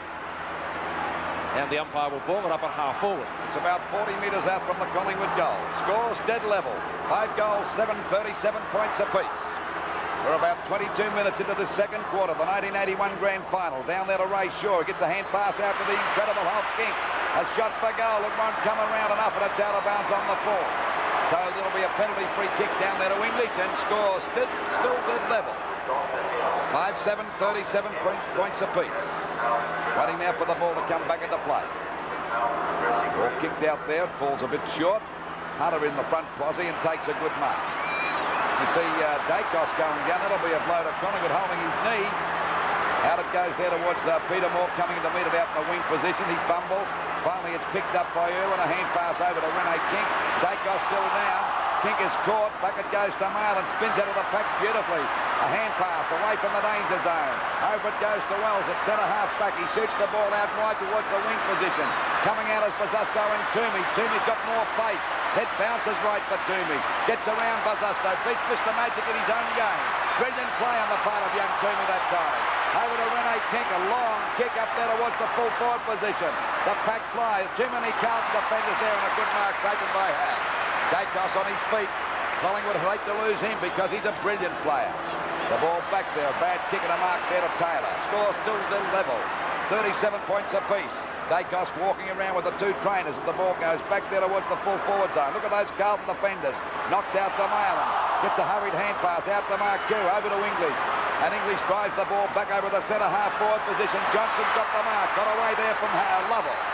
Lovell's on the ground. Notice that Dacos is still in the hands of the trainer out there.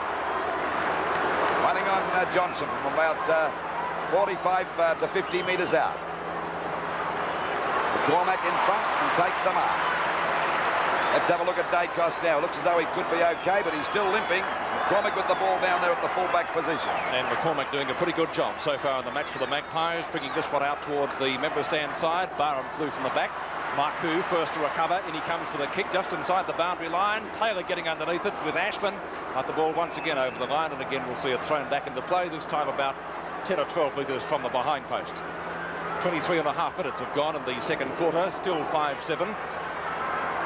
37 points each. Lovell taps the ball on. In comes Ashman. Tries to trap it. Can't do so. Taylor's there again.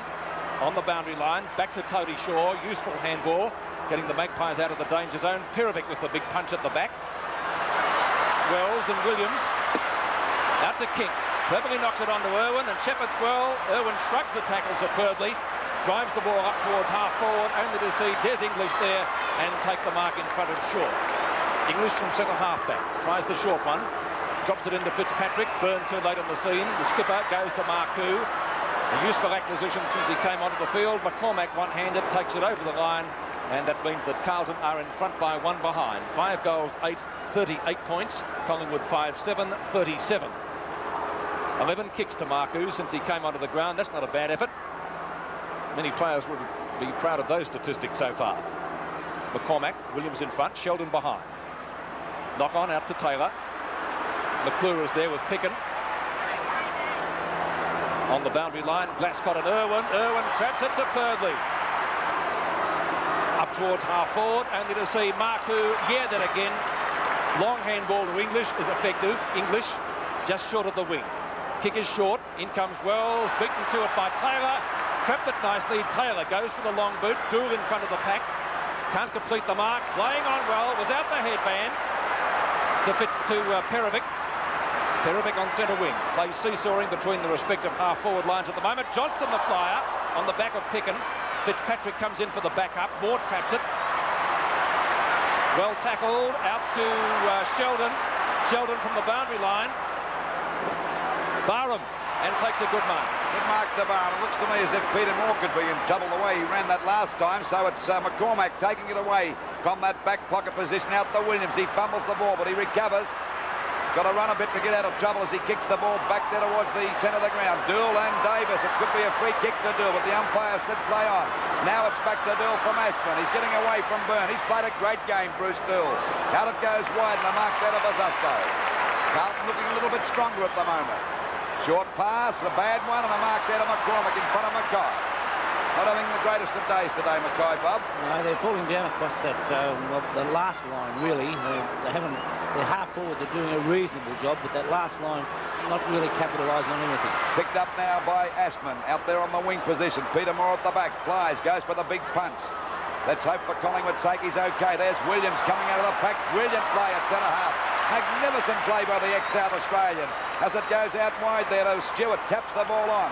There's no one there for Collingwood at the moment. In the front posse there is Perovic. He's pushed in the back that time by Shaw. Picked up by English. He's grabbed, but he shrugs his opponent's tree as he gets the ball out wide now. And a good mark taken there by Wayne Harms out there on the wing position.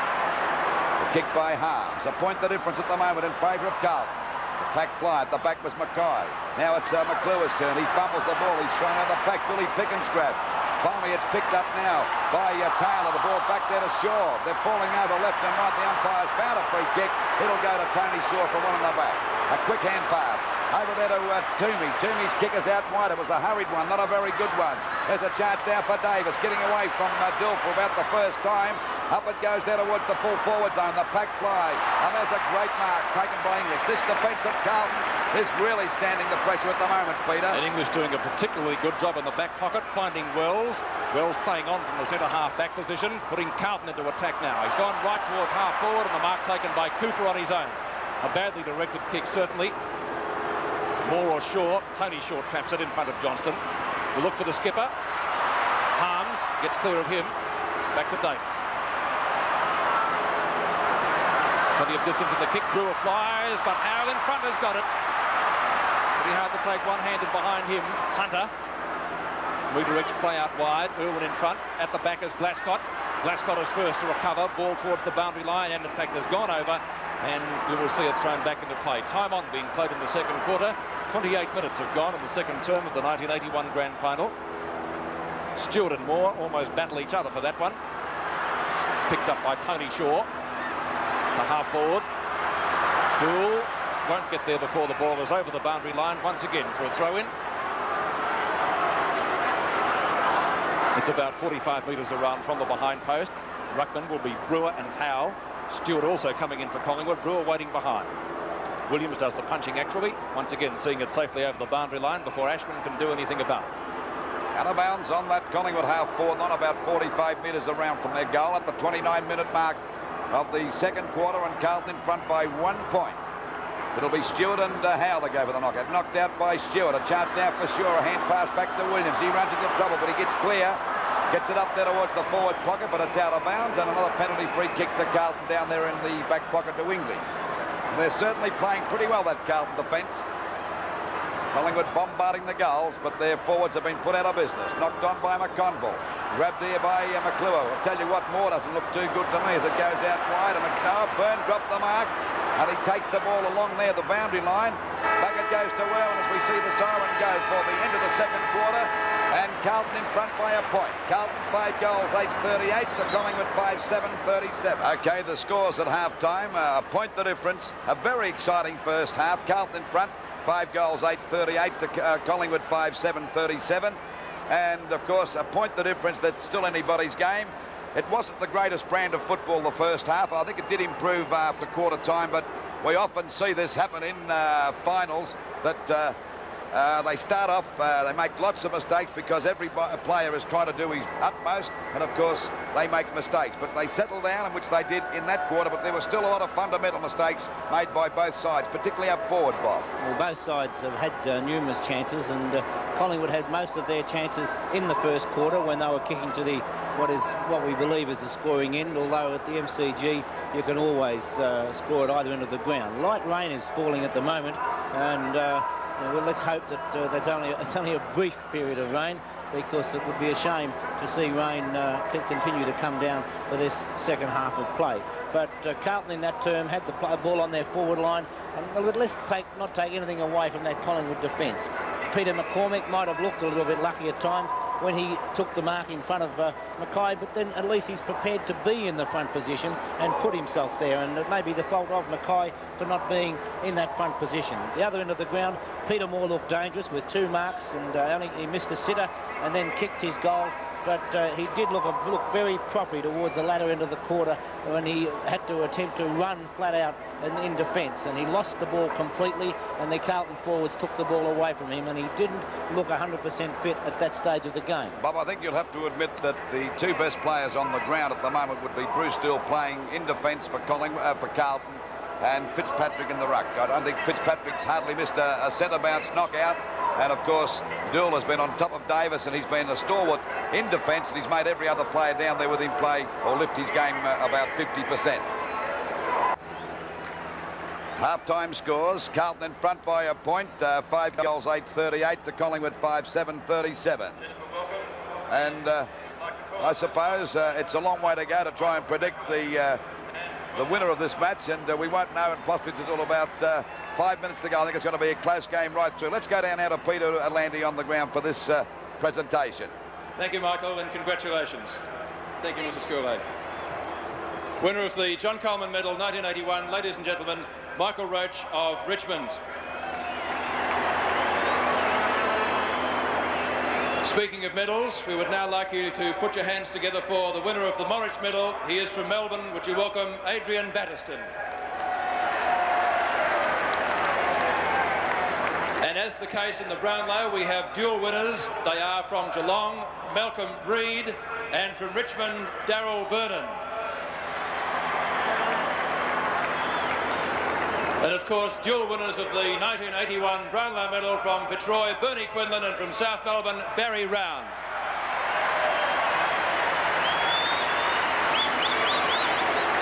I think it might be appropriate on Grand Final day if we asked all the boys if they would mind doing for us the lap of honour.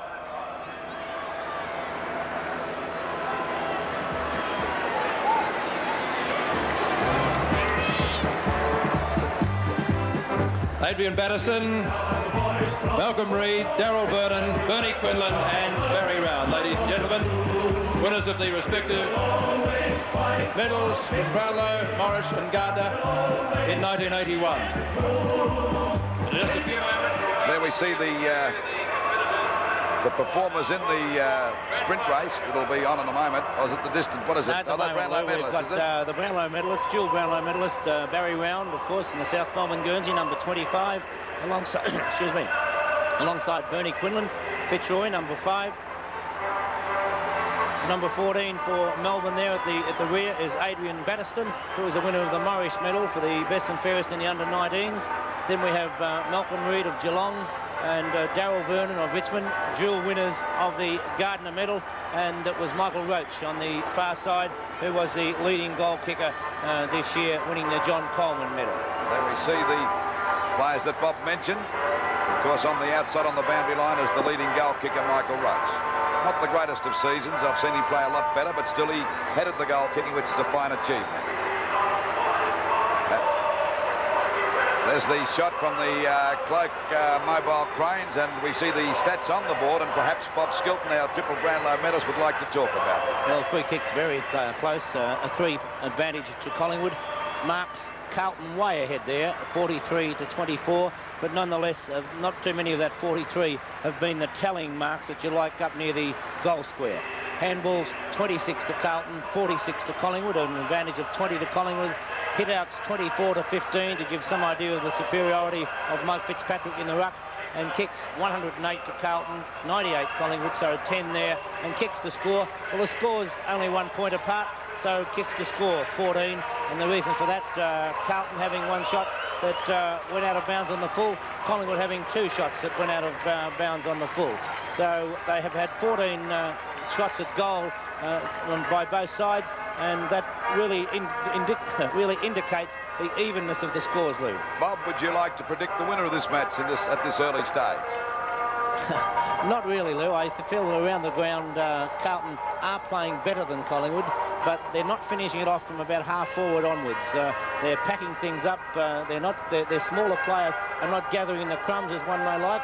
There's a very close shot there of Barry Round and Bernie Quinlan. And from the rear, Quinlan number 5, Round number 25. And both very big players. In fact, there's not many bigger players. And Bernie and Barry obviously having a heavy week in celebrations, Lou, because they look as though they're pretty tired. They looked as though they were ready to collapse, the two of them, but a fine effort by both those players, the dual Brownlow medalists of 1981, and I think Barry Round, I'm not saying that Bernie Quinlan wasn't a popular choice, but Barry Round certainly was a great choice, and a great win by Bernie Quinlan also. Let's go down now to Peter Land. Would you welcome from Essendon, Neil Clark, representing Fitzroy, Peter Francis. From Footscray, Brian Perrin. Representing Geelong, Robert Neal. From Hawthorn, defending champion and going for 3 in succession, Jeff Ablett. From Melbourne, Tony Elshaw. From North Melbourne, Rodney Wright. From Richmond, Matthew Wall. From South Melbourne, Silvio Boscini. And from St Kilda, Doug Cox.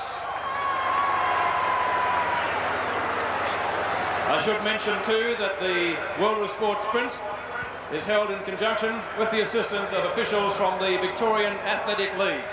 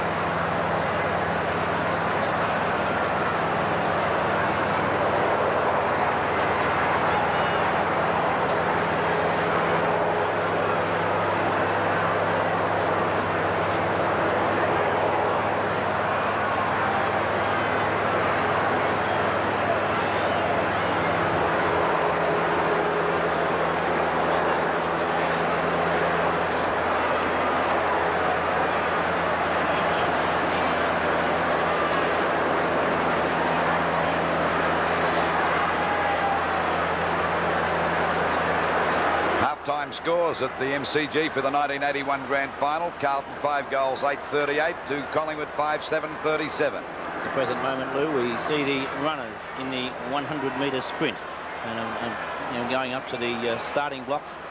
Jeff Ablett of Hawthorn has won this race for the last 2 years, so Ablett, of course, will be hoping for a win, but what we should say here is that the greasy conditions with rain falling down might make some difference. Well, it's raining pretty heavily.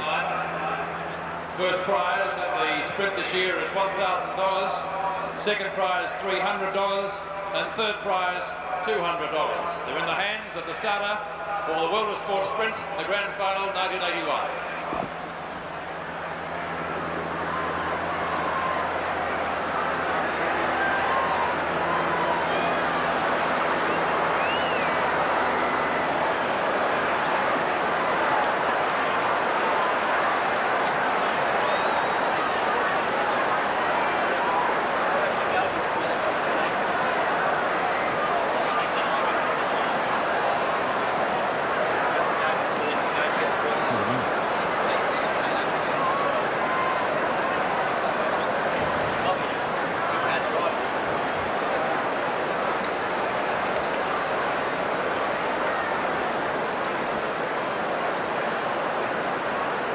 Once again, it's the half-time scores for those viewers that have just tuned into our direct telecast throughout Australia and New Zealand, or wherever you may be throughout the world.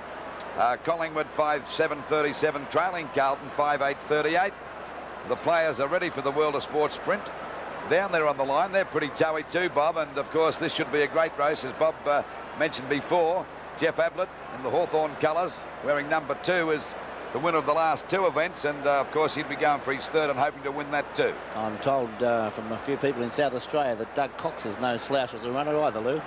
Well, these are the fastest players in the league, and of course they're all down on the mark now,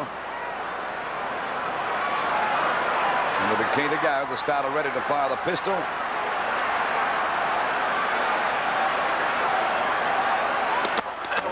Right there, the Fitzroy runner, and on that occasion it was Peter Francis, the former Carlton star, and well, I thought they were a bit anxious. They were a bit towy there, Bob, and the starter held them there for a while. They got their balance. Watch it again in slow motion. It's not a bad prize, Lou. $1,000 for first. No, it's handy.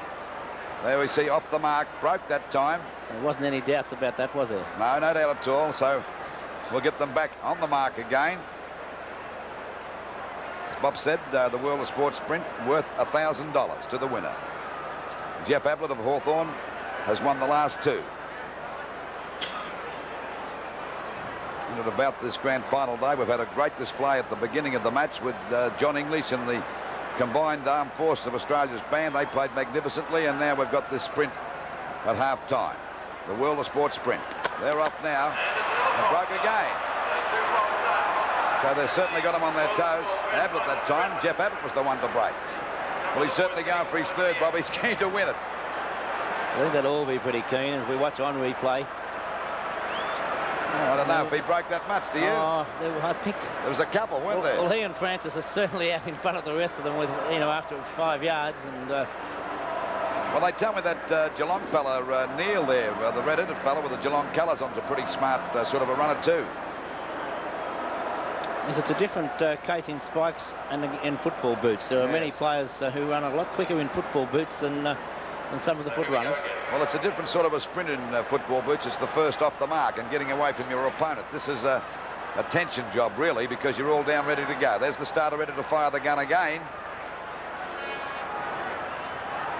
Got on this time properly. The St Kilda guys going well Cox ahead now. well away, and Cox really worrying, but Ablett coming again, and Jeff Ablett every chance of taking out his third in a row as he streams away, and Jeff Ablett winning his third consecutive 100-metre sprint. So I would think that Jeff Ablett is entitled to be considered the quickest over 100 metres of all the VFL footballers. 3 in a row, a wonderful effort by Jeff Ablett. I don't know about that, Bob, and Jeff Ablett, the winner again. We'll watch it in replay, and you notice that Cox gets away very well, and it looked as though he was going to win the race, but Jeff Ablett had the staying power, and of course has gone to the line. Rather a comfortable winner too. It looks like Ablett, Cox, Elshaw first, second and third. Ablett of Hawthorn, Cox and Kilda, Elshaw of Melbourne. Half-time scores once again. Carlton 5-8-38 to Collingwood 5-7-37, and players in the dressing room waiting now for the start of the second half, and I don't think it'll be very long before they're out on the ground. Robert? Lou, I'm not quite certain what type of soles on the boots some of them would have been wearing before half-time, but if any of them have been wearing moulded soles, Billy Picken, for instance, wears those boots without any stops.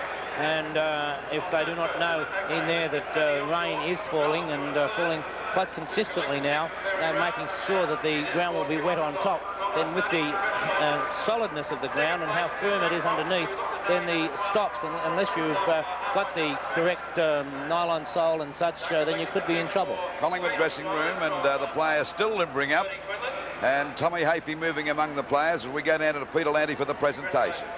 Well done. And our winner of the grand final sprint, I think we might get down from here, eh? Jeff Ablett to collect the cheque from Barry Round. And there they are, ladies and gentlemen, our 3 pledge getters, Jeff Ablett, Doug Cox and Tony Elshaw in the World of Sport grand final sprint.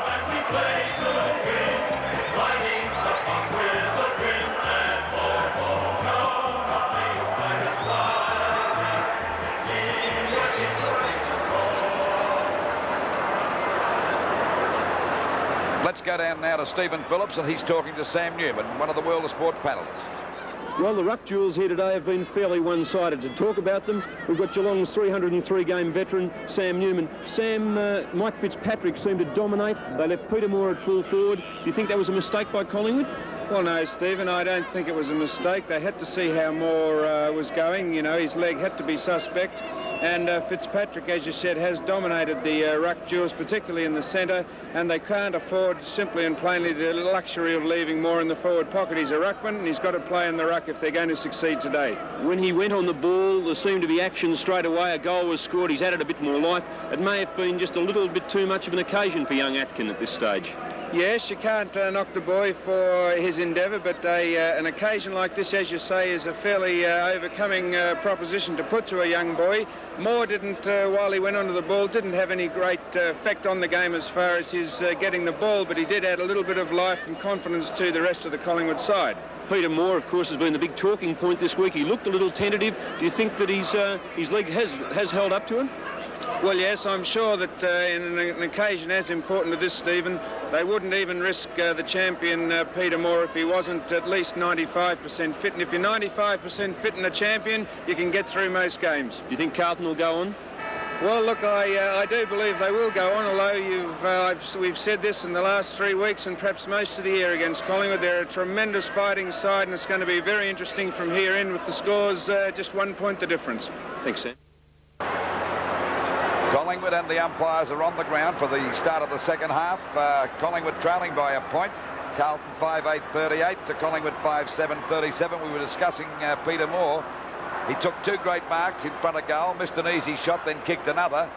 and of course went down there, went into the ruck, went down to defence, and finally looked to me as if he wasn't stretching out properly. But let's go down now to Stephen Phillips, and he's talking to one of the greatest centre-half forwards of all times and coach of Footscray, Royce Hart. Well, light rain falling here at the MCG. The scoreboard shows only 10 goals scored in the first half. To talk about the forwards and the back lines, former Richmond captain, a member of 4 premiership teams, and probably the greatest centre-half forward in recent years, Royce Hart. Royce, not much work for the forwards. They've had their job cut out kicking goals. Well, both defences have been right on top. Carlton's half-forward flankers and Vasasto and Johnson, who had been very, very good players in the finals up to date, have just been completely put out of business, and the same can be said for Kink and Dacos.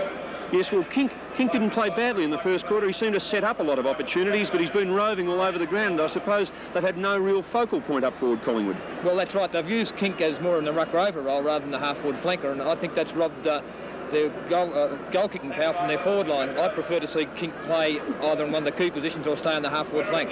Well, Carlton without Jeff Southby, of course, leaves a big hole in their defences, but the young fellows, Howell and English in the back pocket, have certainly not let the side down. Well, again, there's been real pressure that's been placed on. I suppose you can't, apart from Dool, pick out a really outstanding defender. Everyone's really put in and made it difficult for their opposition. Royce, Carlton lead by a point. Do you see them running away with it, or do you see it being a very close grand final? I think it'll be a very close grand final. The longer it goes, I feel the better chances Collingwood have got of taking it off. And also, with this rain coming down, it won't do their chances any harm. Thanks, Royce. Collingwood still on the ground, waiting for Carlton to appear. The umpire has gone up the Carlton race, and of course they'll be out in a moment, I should imagine. And rain still pelting down here, and it could spoil this grand final. Which side can adapt the best to the slippery conditions, Bob? Well, we look at our weather forecast under normal circumstances, Lou, and the Bureau often have a lot of trouble having the correct forecast. And unfortunately today it looks as though they're spot on, because the prediction was for rain late in the afternoon, and it certainly is here now. And present indications, although from our position we cannot see what's likely to be coming or whatever, but it is quite dull, and it doesn't look the best from Jack Edwards there, nodding his head. Rain consistently falling, and so the top of the ground will most certainly be wet, but naturally with the firm condition of the ground, any player with speed and skill will still have the opportunity of getting first to the ball. Half-time scores once again. Carlton in front by 1 point as they come onto the ground, led by Fitzpatrick, and he's played a great first half. No doubt he and Dool would be the 2 best players on the ground. And of course, young Mark Q coming onto the ground late in the first half, had 12 kicks and been a very effective player. Collingwood had quite a few good players too. Barham started off okay, but I felt that Malin started to play a little bit better in that second half of the second quarter. Only for his kicking, he could have been a very dangerous player, but... There's 2 sitters, didn't he? Yes, they were sitters, weren't they? They were sitters. No doubt Williams is trying hard. Tony Shaw, Craig Stewart's done quite a good few things, and so has Dacos. And we see the shot there from our Clark mobile crane. It shows just how dark it is, yes. Lou, and there's a shot of the skies of Melbourne. The wind has died down, certainly, but I can vouch for the fact that it is pretty wet out there. Well, I reckon, like all grand finals, the third quarter could be the vital one, Bob, if it's going to be any break for either side. If the Magpies or Carlton get, say, 3 or 4 goals quickly in this quarter, it could be the end of the ball game. The 2 Collingwood players that were maybe suspect as they went off the ground. Peter Moore, we spoke about, he's back on the ground at full forward, and Peter Dacos, who was in the hands of the trainers for quite some considerable time, back out there, and it looks okay. Well, Peter Moore took those 2 good marks, didn't he, in the second quarter, so he'd be feeling pretty pleased about that effort. Players are taking up their positions now in readiness for this third term. I would think I'm correct in saying it's the first wet grand final we've had since 1971. On the 7 network, the third quarter of the 1981 final now, as Mike Dye bounces the ball. Fitzpatrick with the mammoth punch away, gets it up towards almost the half-forward line. A real stack-up developing, and umpire Robinson has decided to ball it up. Very crowded bounce it's going to be. Good bounce, Fitzpatrick contesting with Atkin, neither gets it. Dacos, a high kick out of the pack, gets it over the centre, looking for Kink. Harms is close there with him. He's spilt that one, must be like a piece of soap, that ball already. Williams, a short kick to the Collingwood half-forward line. Shaw is there, that's Ray Shaw. English knocks it away successfully. comes to Stewart, another knock away. Back to Perovic, this time in front of Kink, gets grabbed pretty well. Short traps it nicely, in towards the goals. Moore flies high, can't complete the mark. And the umpire has blown the whistle in the meantime on the shoulder, and the infringement is going Carlton's way to be taken by Howe. Howe at fullback. Had a torrid first term on Peter Moore. They were jostling each other continually. Knocked away by Atkin, out towards Maylan. Maylan on the wing, solid bump there, but he had got rid of the ball. Maylan getting ridden into the ground, held when not in possession, and he will take the free kick. Phil Maylan just short of centre wing now to drive Carlton into attack. Around the outer side of the ground, the rain still coming down here at the MCG. In goes Marcoux, a clever tap on, looking for some handball, gets it back again to Johnston from Sheldon. They all go over, it's getting very slippery out there. And the umpire, I think, will ball it up. No, he's let it go on. Out to Johnston it comes. Johnson drops it when tackled. Still the callers play on. They're really letting it go at the moment. Williams gets offloaded by Mackay. The ball out towards the point of the square, and a nice mark is brought in by Harms. And Williams still down there, and it looks pretty sick at the moment. Ball back there towards the full forward position for Carlton. The pack fly off the top of the pack. McCormack goes after. It's out to Johnson now. He's grabbed, slunk to the ground. Williams is okay. It's a bad hand pass. Atkins struggling to pick it up. There's Marcoux. Finally, it's picked up by Taylor. A hand pass out there to Williams on that half-back line. He's clear. Gets around Glasgow quite okay as he kicks the ball, looking for Rene Kink. He's got the mark in front of half. Doesn't waste any time. Drives it down there towards the full forward position. Davis in front. Punched away by Dool. Well intercepted that time by Irwin. Doesn't know where to go. Gets a hurried kick back there. Coming in to meet it is Howe. Fumbles the ball. He's grabbed. Knocks it onto Hunter. In goes Peter Moore. He can't pick it up. Well backed up by Howe that time. A long hand pass. It's too long for Perovic. Picked up by Tony Shaw. A hand pass over to Taylor. A long shot up there towards Dool again. Goes for the punch. He doesn't take a chance. Rene Kink comes in and it's through and through for 1 point and scores a dead level again. 5 goals, 38 points apiece. And we're into this third quarter by about 3 minutes. We wait now for the ball to come back into play. The kick by Dool. Fitzpatrick and Atkin go with this one. Punched away by Atkin. Williams again. Finally, it's knocked out to Marcoux. Missed the ball. Goes after it again. Williams has certainly started off this quarter. Hand pass out there, and the ball driven up there by Irwin. But once again, it's Dool in the way to take a good mark in defence. And he's my choice for best in the ground at the moment. He hasn't put a foot wrong, Dool. 11 kicks to Bruce Dool, the flying doormat, getting plenty of distance with this one. Flying high, Bazusto with his teammate McClure, but it goes to Marcoux, and that'll be about an even dozen for him to the half-forward line, and Noel Lovell taking a very good mark right on the point of the square. Well, despite the rain, I would say the standard of play has improved in this quarter, as Taylor lets me down by not taking that handball. Back to Lovell. Up to half-forward, Perovic and Kink. Williams was the flyer. A nudge out, says the umpire. And it will be a free kick to Big Val. Here it is in replay. I think that was pretty clear-cut, wasn't it? Perovic, well, not a long kick, but dropping well short in towards the centre circle area almost. And the mark taken by Picken above McClure, who was looking for another 15-metre penalty, but this time none forthcoming. Bill Picken just short of centre. Fine torpedo punt kick from the Collingwood centre half back. And speaking of centre half backs, there's one. It's Carlton's, and the mark taken by Val Perovic again. And Fitzpatrick, Tony Ray Shaw having a little bit of a disagreement down there. Knocked away by Byrne. Hunter's got the mark though, I think. Being paid by umpire Mike Dye. Hunter just short of centre wing. Flying high, Sheldon at the back as Williams, his opponent. Off the side of the boot. Hunter again. Back up is from McClure. Marcoux is in there likewise. To half forward, left half forward. Johnston and Picken. Neither can do anything constructive with the ball. Williams or Lovell comes in for the assist. And again, he isn't successful either. It might be getting pretty slippery out there, I think. And by Robinson has decided on the ball up at left half forward. Still that rain coming down, and fairly heavily too. The wind has died, so maybe we can be thankful for small mercies. Mackay does the ruck work, looking for Marcoux or Sheldon. Not successful again over the boundary line. It's certainly pretty slippery, Pete. You could watch the ball skid across the ground from that knockout that time, and out of bounds on Carlton's half-forward line, about 70 metres around from their goal. There's a free kick. It'll go there to Atkin. And Atkin to take the free kick at half-back for Collingwood. Scores a dead level at the moment, 38 points apiece. A very low-scoring game up to this stage of the match. Over there towards Kink, he couldn't hold the mark. Goes after the ball again. In goes Dacos. Oh, beautiful play by Harms. He takes it away from the pack. He's breaking clear over the centre half. He's got a running shot for goal. This will be a long one. It's a beautiful goal by Wayne Harms. Great goal. front by 6 points. Well, let's give credit also there to Greg Wells. As Harms was coming down the ground, Greg Wells went alongside him, told him exactly what was going on. We watch it on replay. Harms bringing the ball out of the centre now, having the bounce, coming down. Greg Wells signalling to him there that you're completely clear. Then Wells shepherded Dacos out. A lovely goal by Wayne Harms. 6 minutes gone in the third quarter now in the 1981 Grand Final. Ball knocked out there to Mayland. Carlton getting their second win to game, but the umpire's found a free kick against Fitzpatrick.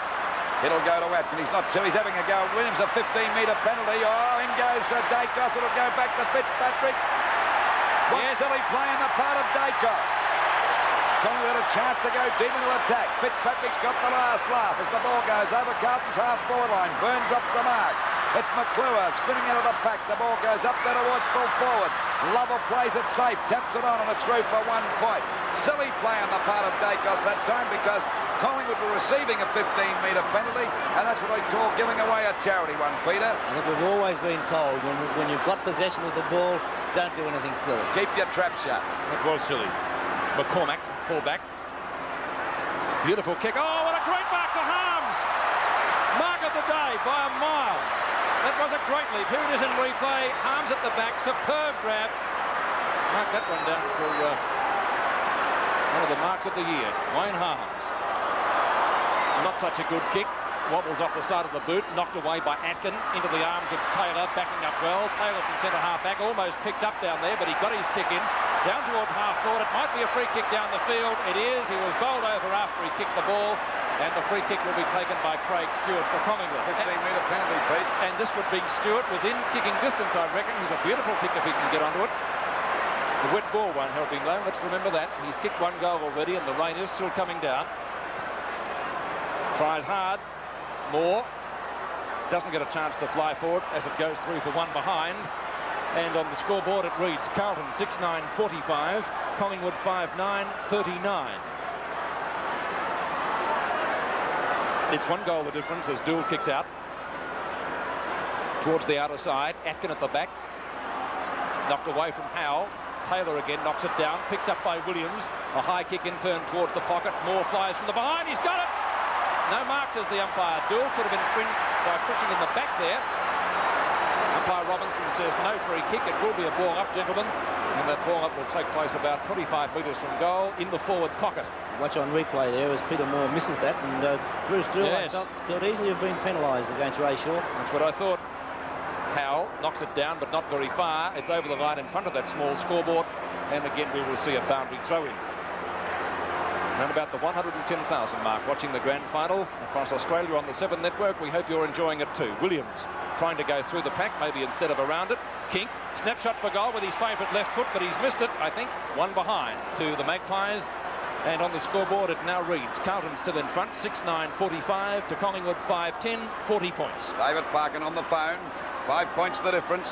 And we're at the 9-minute mark of the third quarter, waiting on English to bring the ball back into play.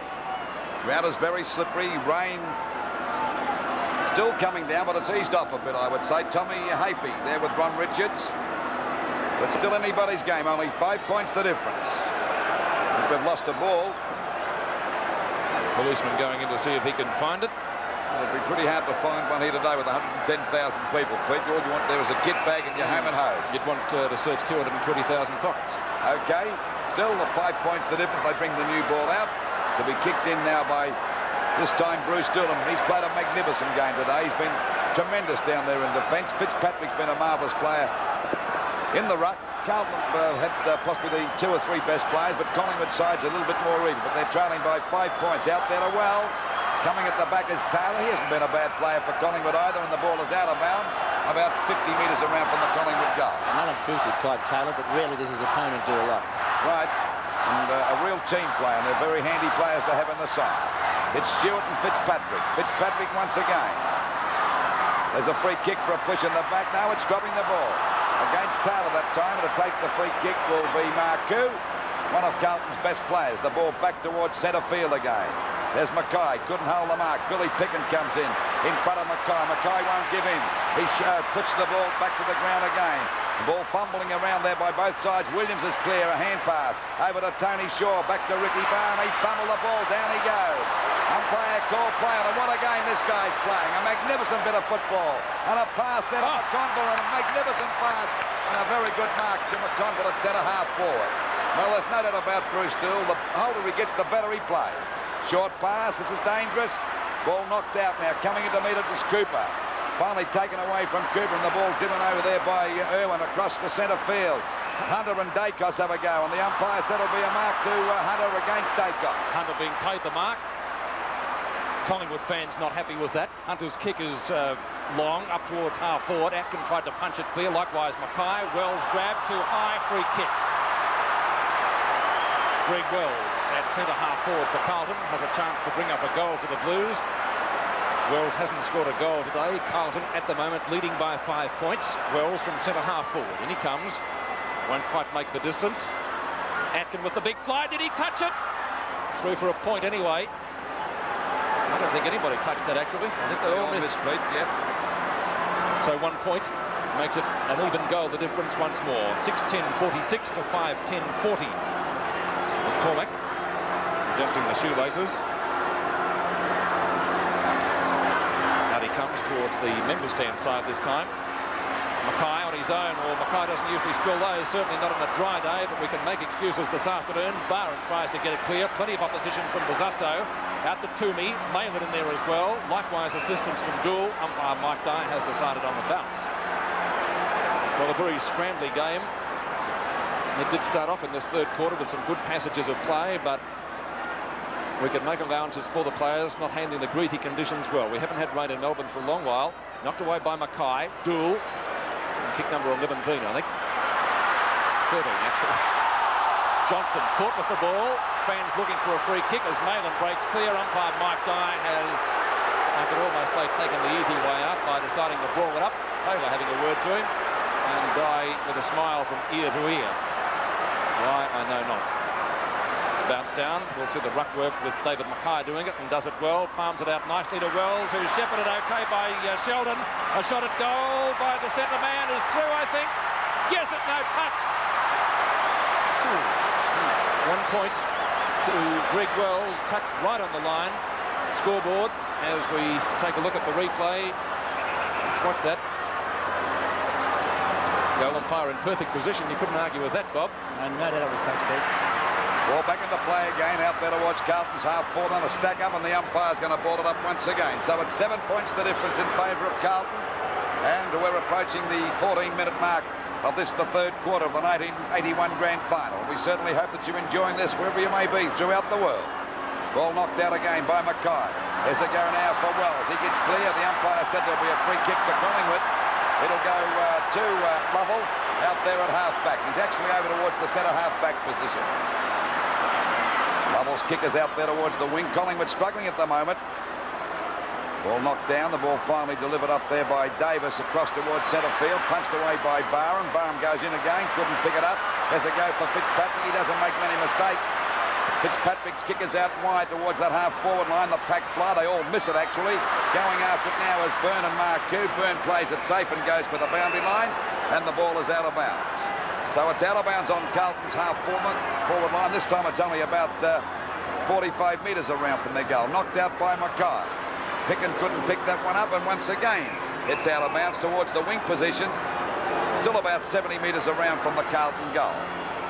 Carlton, to me, are looking a little bit better.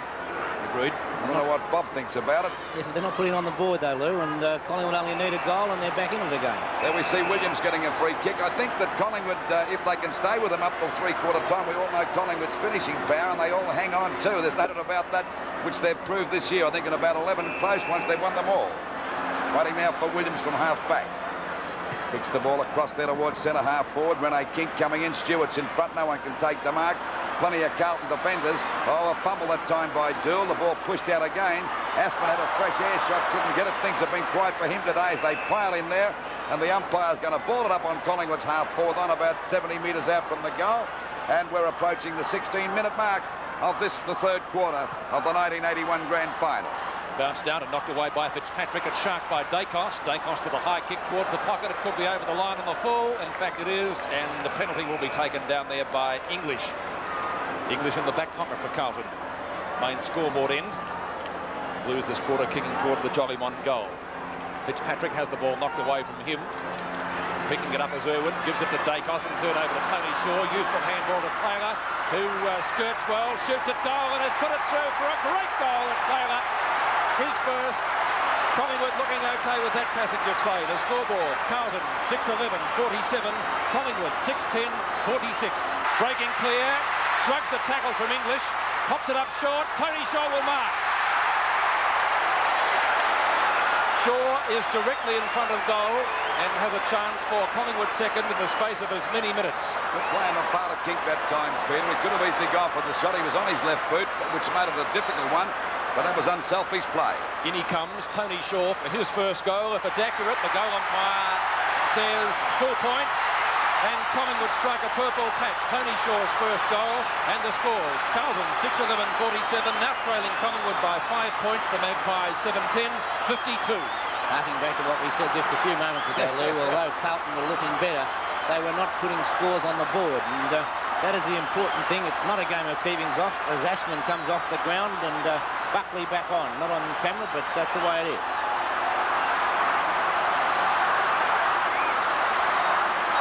Shaw doing his bootlaces there as Ashman does come off the field. Well, he hasn't had a very good day. Rod Ashman, only 5 kicks to his credit. Another new ball being brought out. Umpire Mike Dye will bounce it. 7 network telecast of the 81 Grand Final. We're 18 minutes now into the third term. Centre bounce again, and the Magpies in front by 5 points. The ball comes back to Atkin. He knocks it back again. Has a go for Glasgow. He's tripped. The umpire caught that one and a free kick to Glasgow. Might have been a good move, that one, because he was certainly breaking clear. The kick by Glasgow is well over centre half forward, up towards the full forward position. Punched away by Byrne. Lovell comes in. Collingwood getting a bit of confidence back now as the ball is shot out to Taylor, and he hasn't played a bad game. Kicked it off the ground, out there to Irwin. He overruns the ball. Glasgow loses it. It's very slippery as we see Irwin go down. The umpire said it'll be a free kick, him on the shoulder. Tell you what, Williams hasn't played a bad game either for Collingwood, Bob. He's in there body to body all the time, isn't he? My word, he is. Kicked by Irwin is out there towards the big fellow Stewart, over the top of the pack. Coming in to meet it now is Fitzpatrick and Dacos. It's over the line and it's out of bounds up towards Collingwood's half-forward line. But a heck of a way around from their goal, about 75 metres out. Stewart and... good knockout by Stewart. The first knocked away from Fitzpatrick. A long kick looking for Peter Moore. He lost sight of it. There's a chance now for Tony Shaw, but he's got a free kick, Peter Moore, for interference. And Peter Moore would be about 45 metres out on a 45-degree angle. A difficult shot, but what do you think about that? Well, I would say it was interference. Yes, agreed. We see Peter Moore, a chance to put the Magpies further ahead now. Peter Moore's already kicked 1 goal. The Magpies leading by 5 points. The kick won't make the distance, I shouldn't imagine. It's knocked down. English there once again. Gets the ball away from the danger zone, from the full-back position. Coming out to meet it now. There's a chance for Collingwood to go back into attack through Toomey. It's a long kick up into the goal square. The players set themselves. They all fly. It's up the top of the pack. English can't pick it up. They're falling over like 9 pins at the moment. English in the thick of things again. And the umpire said he had no hope and balled it up about 10 metres out from the Collingwood goal. Collingwood in front by 5 points. 52 points Collingwood to Carlton 47. And we're right on the 20-minute mark of this, the third quarter. Knocked out to Stewart again by Moore. No one can get clear. There's strong players. We see a pick-up by Shaw. A snap for goal. It's there. I think he may have put it through. A beautiful goal. And the Magpies. The score now. The Magpies in front again by 12 points. Collingwood 18. 58 to Carlton 6-11, 47. Again. Free kick, I think. Free kick going Carlton's way will be taken by 100 centre half back. 9 points or 11 points the difference in favour of the Magpies. That's been their biggest lead today. Dacos at half back couldn't complete the mark. The call from the umpire was play on. Atkin loses it. Pickens' kick is short. Looking for Kink. Can't find him. Glasgow picks up the crumbs for Carlton. A short kick up towards right half forward. Effectively not clear by Atkin. Doesn't bounce too well for Dacos, but it comes to Byrne after the tap down, or he slips over on the what will be a very greasy piece of turf now. Taylor again taking the handball. Kicked it straight to Glascott. Still can't take the mark. Williams tries to crash through. Not successful. In the back, says the umpire. Free kick to Carlton. Glascott to take the free kick just short of centre wing. He's on the outer side of the ground. Ball would be getting a little bit heavy now. A long ball flies. He's been fired since half-time. Mackay's in there. Traps it in front of him, okay. David Mackay. He wouldn't be appreciating the wet conditions, I don't think. He's tried a short pass. Looking for Ken Sheldon. He couldn't take it. Toomey. Off the carpet into no man's territory, really. Harms is first to get there. Toomey tries it again and missed it completely. That let Harms in. Harms lines up the goals from 30 metres out and has missed it. One behind. Bad luck for Carlton, bad luck for Wayne Harms, good luck for Toomey after trying to kick it off the ground. 6-12 to 8-10 is the scoreboard. McCormack from full-back goes towards the outer side of the ground. Tapping it on cleverly, comes down towards Taylor it was. Taylor towards the half-forward line. Howell takes the mark in front of Moore. As we mentioned, they had a fiery first quarter, these two, but things seem to have died down since. Peter Moore's got on top, but that was a great mark by Howell, playing him in front. Kick by Howell is back towards the centre of the ground. At the back as Atkin goes for the punch. It's successful. Perovic's got a chance. He taps it on. Good play over to Glascott.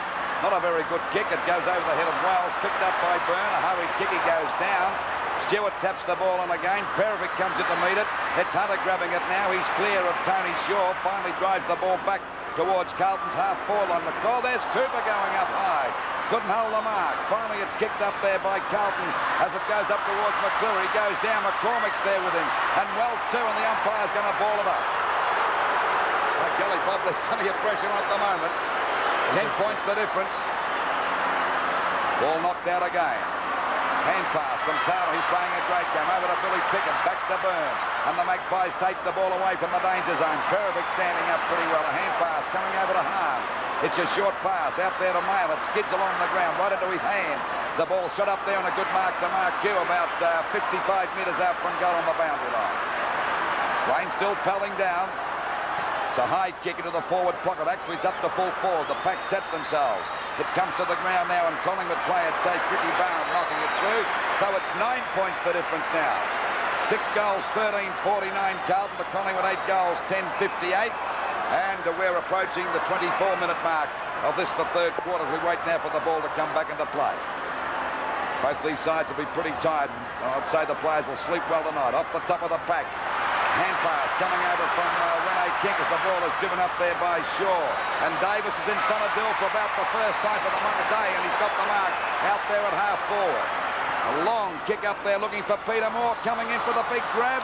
Off the top of the pack again. He couldn't get clear. Finally, it's picked up. Oh, it's smothered. There's a go for Williams. Can he pick it up? He's kicked it off the ground. Goal! Williams' second goal. What a goal it was as some ratbag threw a piece of paper at him. And Collingwood go further ahead. Here it is in replay. Yes, not good play by Wayne Harms there, but magnificent football by Williams. Not the kick off the ground, but the smother right off the boot to follow it on. Wonderful play. You don't see much better than that as we see the shot from our Clark mobile crane and Williams following it on. And what a wonderful quarter of football Williams has played. 6-13 to 9-10 is the scoreboard. 49-64, 26 minutes have gone in the third quarter now. Is it going to be Collingwood here? Stewart gets clear. Well, he almost got clear. Marku takes it well from him and puts the Blues into attack now. Cooper getting underneath the ball and takes a safe mark in front of Ashton, who has not had the best of days. Cooper's kick towards the outer side, looking for Atkin, too tall. Atkin handball to Ray Shaw. It's pretty slippery. Backing him up well was Taylor.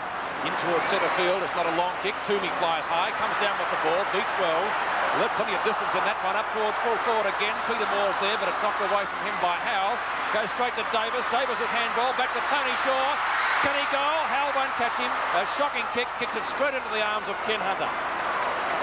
Hunter in the back pocket. Things not looking good for Carlton at the moment. Fitzpatrick. They were long odds on early in the week. 2-1 on. Fitzpatrick right half back flank. Into Taylor again in the back of the neck and gets a free kick, naturally enough. This fellow's been a very good player too, Bob. He's done extremely well, Lou. He's earlier had the job of tagging Ashman, and then now he's been allowed to play his natural game and has really driven Collingwood forward. 15 kicks to Taylor. Ball knocked forward. Here's a chance for Harms. He boots it off the ground on the full, was it? Yep. And guess who's got it? No one worse from a Carlton point of view. Peter Dacos. Well, Dacos on the boundary line. Let's have a look at that. Yes, no doubt about that. That was on the full. Dacos right on the boundary line. Will he bring up his second goal? The packed MCG stand in the background, watching. Dacos fires. I think he may have missed it. Out of bounds on the full again, so that's a penalty to Carlton at the 28.5-minute mark of the term. Still the difference, 15 points in favour of Collingwood, and it looks to me at the beginning of this quarter, about 10 minutes into it, that Carlton were going the better, but as Bob Skilton mentioned, you can't give Collingwood away at any time because they keep on going there and coming in all the time, Bob, don't they? Yes, and the thing that Collingwood have done that Carlton couldn't do was put goals on the board, even with their possessions. There's the kick out there. Stewart in front. Didn't grab that mark. Hunter gets a hurried kick back out there. Coming into meet it is Billy Picken and takes the mark. Been a very good player for Collingwood too, Billy Picken. He's had a wonderful final series. My word, he has. Billy Picken out there on that centre wing position. It's a long kick for Billy Picken. It's a long kick for anyone. Perovic with a chance to mark. Knocked away by Rene King. Gets a hand pass out to Barham. A snap for goal. He's put it through. It's there. Another goal to Collingwood. 21 points in front. But don't start celebrating yet, fellas, because it's a long way from over. The score. Collingwood 10-10-70 to Carlton 6-13-49. Replay. Here's the goal.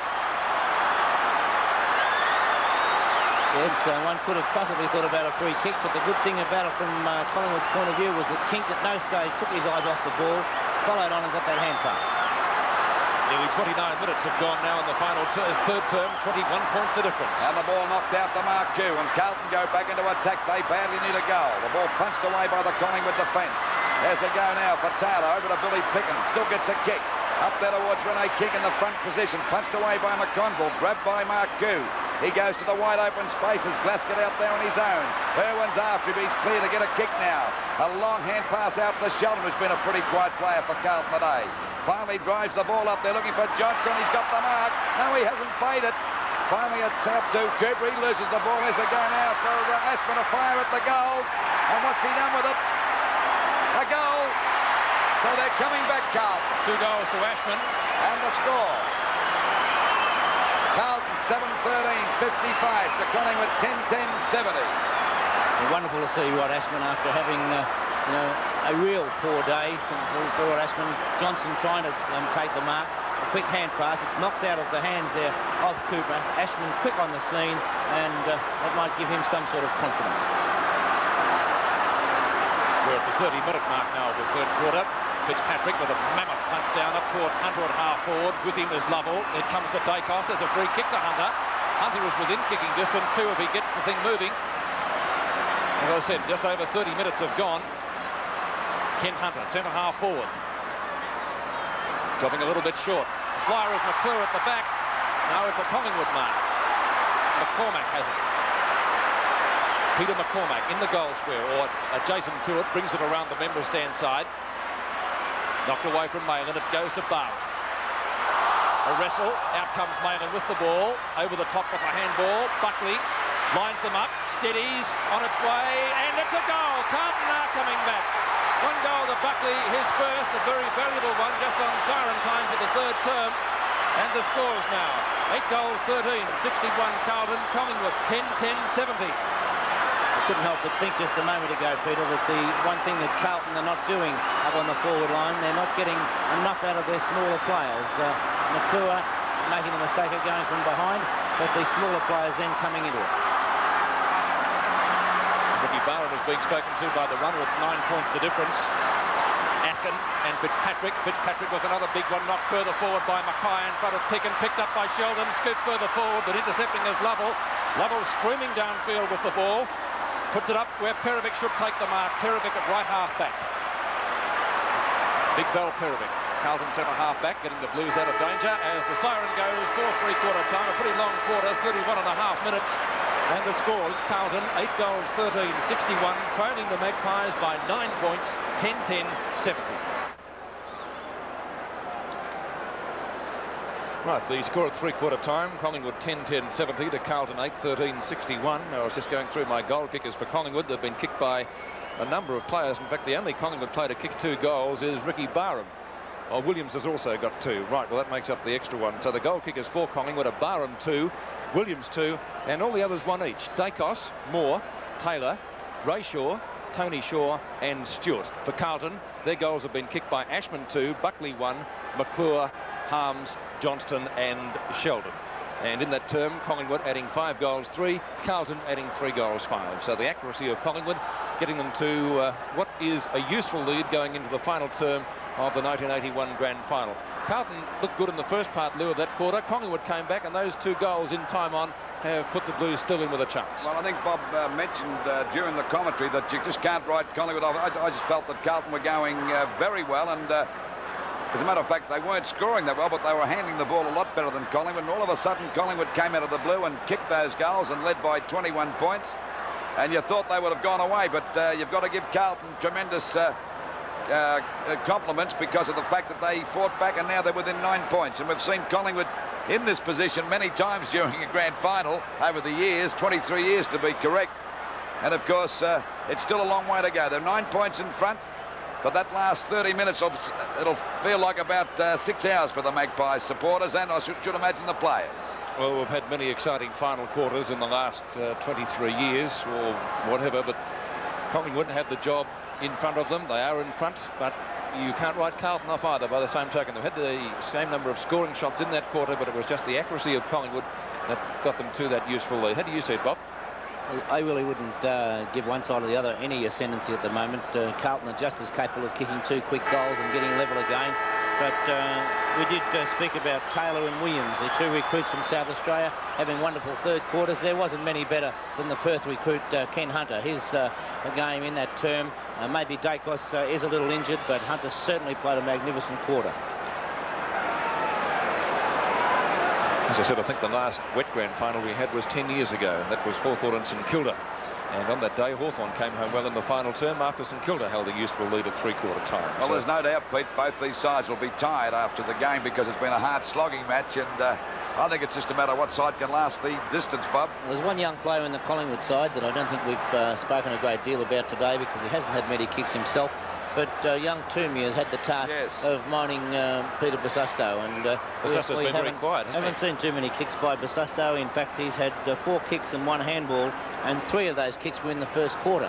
So since quarter time, only 1 kick to Peter Basusto. So full marks to David Toomey for the job that he's had in shadowing Basusto no matter where he's gone. And I did notice at times during that quarter, maybe it's the way they play, but on many occasions the smaller Carlton players were tending to move out on their own on the wing, hoping that the Carlton defence would get the ball and put it out to them. And I think there were too many occasions when players wait out there for the easy kick to come out when they should be in there around the packs, roving to those packs and getting in there and giving good handball.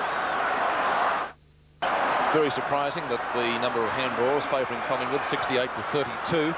The other statistics as we move down the list, the hit-outs 36 to Carlton in favour of Collingwood's 21. Well, Fitzpatrick's done a good job there, especially in that quarter. I thought that was probably his best, especially at the centre bounce. As players now take up their positions for the final quarter of the 1981 season, the VFL Grand Final of 81 will come to a close in 30 minutes. Who will it be, Collingwood or Carlton? The 7 Network, welcome to the final term of the 1981 Grand Final between the Magpies and the Blues. Collingwood leading by 9 points. Fitzpatrick taps the ball down, but there has been a centre bounce infringement, and the free kick will be going to, let's see who's going to take it. Taylor has the free kick. No, he's given it back to Stuart Atkin. Atkin with the free to put Collingwood into attack early into the final term. Atkin with a booming punt kick towards half forward, and a good mark is brought in. Stuart, 50 metres out from goal, has a chance to kick his second goal. 1 goal, 3, the tally to Stewart so far. Players being ordered back from the mark by the umpire. Nothing like getting a goal straight after the siren, Pete. Carlton came back well with 2 late in the 3rd quarter. Stewart puts it on its way. He's got the distance, I would reckon. The accuracy is not quite as good as he would have hoped for, and it goes through for only 1 behind. So that makes the difference at even 10 points. 8-13, 61 Carlton. Collingwood 10-11, 71. Do the kicking in, Bruce Gould, one of Carlton's best players today. If they get beaten, it won't be through his fault. Moore scrapes it in right on the point of the square over Scott Howe. Peter Moore, the Collingwood captain, Brownlow medalist in 1979, puts the Magpies into attack. Dool in front. Davis is at the back. There is a nudge out. The free kick will be going to Bruce Dool. He hipped him out, and the flying doormat, as he is affectionately known, to take the free. In the back pocket, in comes Dool around the member stand side. Beautiful punt kick. Moore flies, goes the fist. It's knocked away by Fitzpatrick up towards centre wing. In strongly is Byrne, picked up by McClure, who crashes his way through. McClure redirecting play towards right half forward. Out comes David Mackay. The Blues on the run, off the ground from Lovell. Johnson comes after him, scooped over the line. Oh, that's got to be deliberate. Oh, he says no. I thought the umpire was going to blow the whistle for a free kick there. He changed his mind. Goodness me. Here it is. Make up your own mind. Well, well, the ball out of bounds about 10 metres around from the Carlton goal. 10 points the difference. There's a go now for Sheldon. A hurried shot for goal. He's put it through. 4 points the difference now. Sheldon's second goal.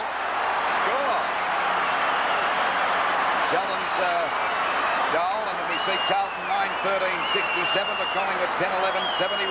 That's exactly what I was talking about, Lou, when I said about the smaller Carlton players. Sheldon was often hanging out across the ground looking for it. When you know, when you've got the talent of Sheldon, you've got to be in there underneath the feet of the packs to do exactly what he did then, shark that ball away and you know, hopefully put it through for goals. Sheldon has to be at the feet of the pack. It's 4 points the difference now in the final quarter, which has been in progress 3 minutes. Centre bounce again. Fitzpatrick against Atkin. Down she goes. Coming back to Fitzpatrick. Knocked out by Taylor. McConville had a fresh air shot that time. A bit of struggling going as Mayland comes out of the back with the ball. Good play on the part of Mayland. A hand pass to Hunter. Put him under a bit of pressure here, but it'll bounce okay for him. He's got it now. Very rarely caught as he shoots the ball back. Out there towards the wing position. Punched away by Byrne. Up there towards Irwin. He can't pick it up. And Toomey has a fresh air shot. He's slung to the ground. The umpire's going to ball it up right on there on top of the VFL logo. So it's 4 points the difference. 10-11-71 Collingwood to Carlton 9-13-67. Ball knocked out to McClure. Struggles, gets a kick. It's a high one, doesn't travel any distance. The umpire calls play on. Knocked out again. A chance now for Barham to pick it up. Gets a hurried kick back.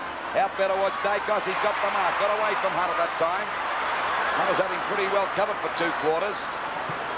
Long kick by Dacos. A beautiful kick.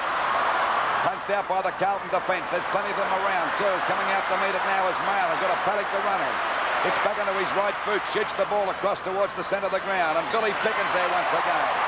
And he takes a nice mark at centre field. He's played a great game for Collingwood.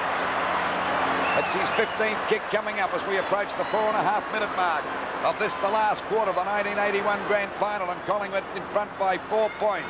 Fitzpatrick takes the mark again. Certainly playing a great captain's game as the ball goes back out there on him. Oh, Atkin dropped an easy one. And down they go. This gives Lovell a chance to get clear. A hand pass out to Toomey on his own. Another long hand pass for Collingwood to Irwin. Back it goes again to Tony Shaw. Another one coming back to Toomey. Toomey goes running around his opponent. He's cleared of a pot shot for the goal. Will he make the distance? Oh, Moore put his hands to it and stopped it. It could have gone through for a point. It did go through for a point. It could have been a goal. Well, it certainly could have. It would have been a goal. I've no doubt about that. Anyway, 9-13-67 to 10-12-72 is the scoreboard as the ball was driven out towards the outer side. Perovic making a good attempt to mark, not successful, and Bosustow carts it over the line. Bosustow has had a dirty day. 4 kicks, 3 of those in the first quarter. Perovic and Stewart, knocked down by Stewart. Maven sneers the ball well on the ground. Barham over the top.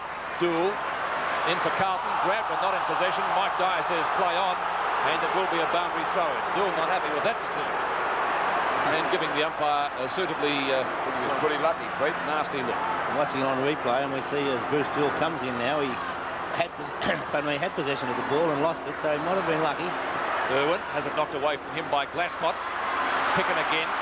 Tackled by Buckley. Did he have the ball? From the umpire, the call was play on. Buckley and Johnston. Johnston gets it out. Long towards half forward. Mackay flies. Ashman scouts well. 12 metres out and goals. Carlton hit the front in the final term. 3 goals to Ashman. The scoreboard now. Carlton 10-13, 73. Collingwood 10-12, 72. Well, if ever fitness was going to tell a story, we might see it from now on with a neck-and-neck tie at this stage. Billy Pickett not able to get the ball clear. A quick piece of football there by Hunter, and Ashman roving to perfection on that occasion. Both Collingwood backmen up there, a great goal. 6.5 minutes have gone in the final term. That's it from the Clark Mobile frame. Ashman putting it through for 4 points as the scream has come up, and Ashman's pretty happy about that. So should Carlton coach David Parker, because it made the difference. 1 point. 73-72 now in the grand final of 81. 7 minutes gone. A point the difference in favour of Carlton this time. There's a nice knockout by Fitzpatrick. Picken couldn't get clear. Gets it out to McClure with the ball. He can't get clear. The umpire's at home the man. Free kick there to McClure at centre-half forward, and Carlton ready to go back into attack. There's the kick. It's a long one up there towards the full forward zone. The players set themselves. It comes to the ground. Short trash mark. Goode coming out. Spins out the back beautifully. Intercepted by McCormick, but he can't pick it up. They're falling over left and right down there in the forward pocket for Carlton. The umpire is going to ball them about 15 metres out from the Carlton goal. Carlton 73 points to Collingwood 72. About 7 minutes gone of this last quarter. Ball back into play again. Ball fumbled there by quite a few players. Ashman coming out of the pack, snaps the goal, but he's off target and through for 1 point. So it's 2 points the difference. He's starting to be a dangerous player now after being a very quiet player for 3.5 quarters just about. He's got 3 goals, 1 on the board now, Lou, and he would have a little bit more confidence. He's had 9 kicks and is really starting to come into play. Well, have Collingwood thrown another one away. One stage during the third quarter, led by 21 points. Out it goes. Fitzpatrick is playing a game and a half to Johnson.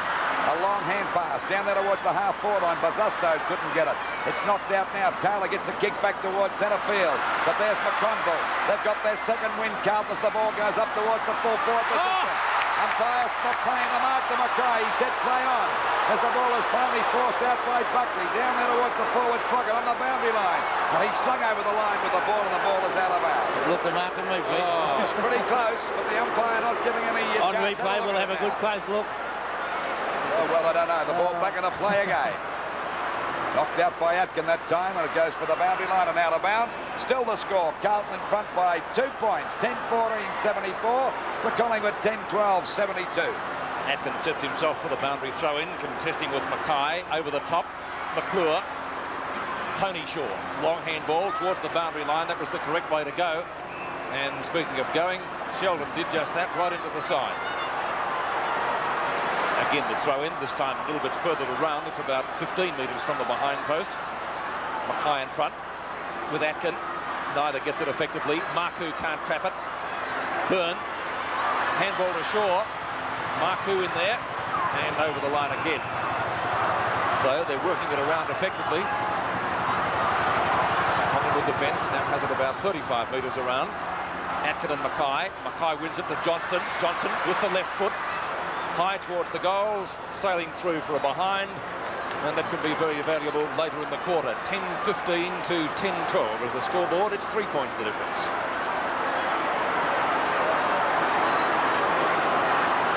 Three points the difference as McCormack kicks out. Straight up the centre field area. Bazusto has the grab. Perovic takes it off the hands. Now he has stopped play. Well, if he was paying that mark, I would like to ask, why didn't he pay the mark to David Mackay earlier? Because it did seem to me he held it just as long. On replay again, we watched, and it was... it must be... No, it was a free kick. It was after that. It wasn't a mark. He paid the free kick. Comments from Triple Brownlow medalist Bob Skilton. Perovic. Atkin in the goal square. Oh, just trapped that. That was going through, I think. Nobody touched that before, Atkin. They all missed it. One behind again. 10-16, 76 to 10-12, 72.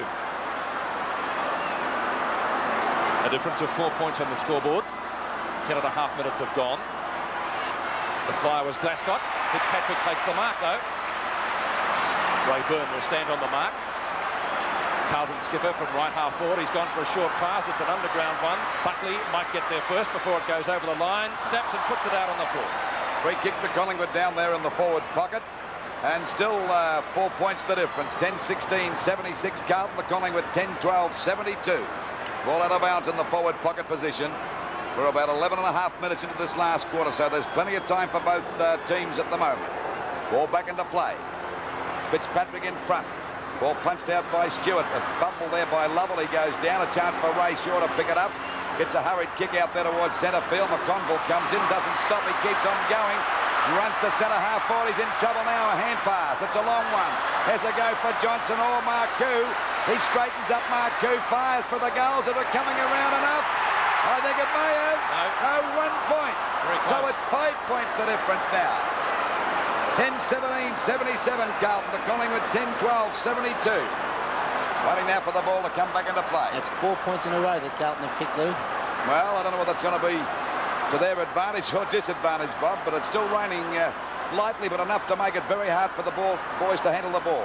Punched on that time by Collingwood's Williams. There's a go now for Davis. He's been a very quiet player. Going after him is Dool. He's still got the ball under his control, but Dool won't give up. He's dropped it. The umpire said play on. A stack-up developing out there. Instead, a ball up as Barham starts to break away. Nothing about Dool. You think you're in the clear. He's got the longest arms you'll make your life. That's Tommy Hafey's brother, the runner, receiving messages down there on the fence. Knocked out by Fitzpatrick. Picked up by Malin. Out there towards McClure. Got away from Billy. Picken takes the mark. A hand pass coming over to Sheldon. And Carlton away again. Byrne at the back couldn't hold the mark over the top of Marcoux, and the ball is out of bounds about 45 metres around from the Carlton goal. Still 5 points the difference. Carlton 10-17, 77 to Collingwood 10-12, 72. And the ball out of bounds about 45 metres around from the Carlton goal. Well, I think Mackay got that out. Aspin gets a hurried kick, or Marcoux it was back there, and McClure has got the mark. It was Aspin that kicked it, and McClure has got the mark. Already kicked one goal. He'll only be about 25 metres out directly in front. A bit of a dash-up going there between Aspin and Williams. Now, this is a vital goal for Carlton. Mark McClure comes in for the kick. There's no doubt about that. It's right through the middle. McClure bringing up 4 points, and he's pretty happy about that.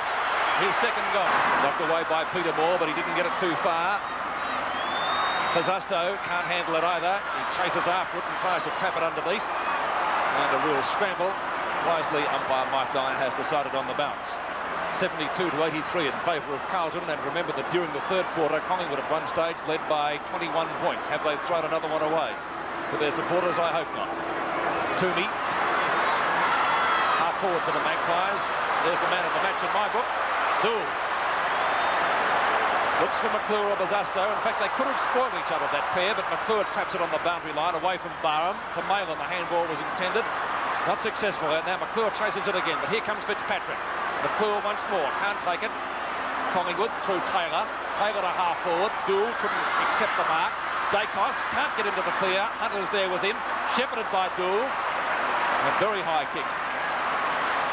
From the back, Fitzpatrick has infringed. Free kick going Collingwood's way to be taken by Ray Shaw. Shaw just short of the right half-forward flank. Collingwood badly needing a goal here. Davis, has he got the mark? No, it was punched away. Glascott couldn't take the rebound. Dool does. Out towards the member stand side. There's no one within 10 metres now. Now comes Hunter, or Sheldon it is. Goes for the short pass, picked up by Marcoux. This is beautiful football from Carlton. Accepting it as well, pops it up in towards the goal square, but Mackay couldn't take it, and Cooper takes the mark. Oh, that was an Academy Award performance, that one. Picken from centre half back. Tries the short pass to the skipper, Peter Moore. Moore could be picked up by Johnston. No, he gets his kick in. Perovic at half back, takes the mark in front of Stewart. Oh, they're playing good football now, Carlton. Very confident football indeed, as we see Perovic drive the ball back there towards their half-forward line. And a chance for Fitzpatrick. He and Dool are the two best players on the ground. No doubt about that. Over to Buckley, another one over to Glasgow. And they're full of running as the ball goes up there towards their full forward position. A packed fly. And someone trying to claim the mark as the ball is kicked out by Johnson right across the face of goals. It's going for the boundary line. Not quite out yet, but it is now, and there'll be a throw-in from about 30 metres around from the Carlton goal. Fitzpatrick very close to a mark on that occasion. Not Fitzpatrick, Mackay. I'd say so, Bob, as we see the ball come back into play again. Knocked out by Moore. Pushed forward by Toomey. Irwin goes down. As Pizzusto's there too, and the umpire's going to ball it up about 30 metres out from the Carlton goal. Carlton 83 points to Collingwood 72. 11 points the difference in favour of the Blues. Ball knocked out again to Sheldon. He fumbles the ball. He tries to get another one. He's slunk to the ground. Johnson's got it now. Gets it out to Glasgow. Carlton playing with a lot of confidence. The ball is shot up there towards the full forward zone. McCormick couldn't hold it. The back of the pack is Taylor. Runs to the double. He's put it out of bounds. And Collingwood are making mistakes now. 11-17-83 Carlton to Collingwood 10-12-72. And we're at the 16.5-minute mark of the last quarter. It'll be a penalty free kick down there to Marcoux right on the boundary line. A difficult shot. Let's see what he can do with it. Banana kick right across the face of goals. It'll be out of bounds, and a penalty free kick to Moore down there in the back pocket. Or will it be Pickett might take the free kick. David Parkin on the phone trying to relay messages. Maybe that phone has gone on the blink. Judging by his expression, it could have. Pickett around the boundary line. Collingwood need a goal quickly. They won't get one here. Knocked away. Shaw, Conville doing some useful things there. It went past Peter Moore. Lovell has the opportunity. Got overloaded or offloaded. Clearing kick from Cooper. Leyland to Johnston. Walks Taylor and Lovell nicely. Up to Buckley. Buckley gets around Cooper, but only just. Williams gets ridden into the ground by Marcoux, and the umpire says it will be a boundary throw. Time ticking away for the Magpies. 18 minutes and 5 seconds. Gone in the final term. Mackay to Marcoux. Toomey. Moore on the boundary line. Pizzusto tries to keep it in play. Not successful. It's out of bounds on the full. It came off a player's boot. Pizzusto will take the free kick. Here it is in replay. Yes, it was. They are bad luck, those ones. They are, aren't they? Pizzusto, not many kicks today. 5 to him for the day. Into the goal square. Moore from the back. Mammoth punch down. But it goes, unfortunately, to Wells, who fumbles at the crucial moment. Tackled well by Taylor, holding the ball. And a good tackle it was too. Taylor to take the free kick in the back pocket to the Magpies. They trail 83-72. A handball to McCormack. Mackay's on his hammer. That might be over the boundary line. It is on the full. And the free kick will be taken by, I think, Phil Mayland. He went into defence. He's not too good. Or is he okay? He's okay. Mayland to take the free. Mayland just short of left half forward flank. Puts it high. Pickens setting himself for the mark. Couldn't take that one. He made 2 opportunities to do so. And once again, we will see a boundary throw in, this time between the small scoreboard and the behind post, as the clock ticks away in the final term. Peter Moore will contest with David Mackay. Plenty of height on both sides there. Neither effectively. Marcoux, snap at goal. Off target, one behind. So Carlton take their score along now. 11-13, 11-18, 84 to Collingwood 10-12, 72. That's a difference of 2 goals. Will make it mighty hard for the Magpies now. They're looking pretty tired to me at the moment, Collingwood.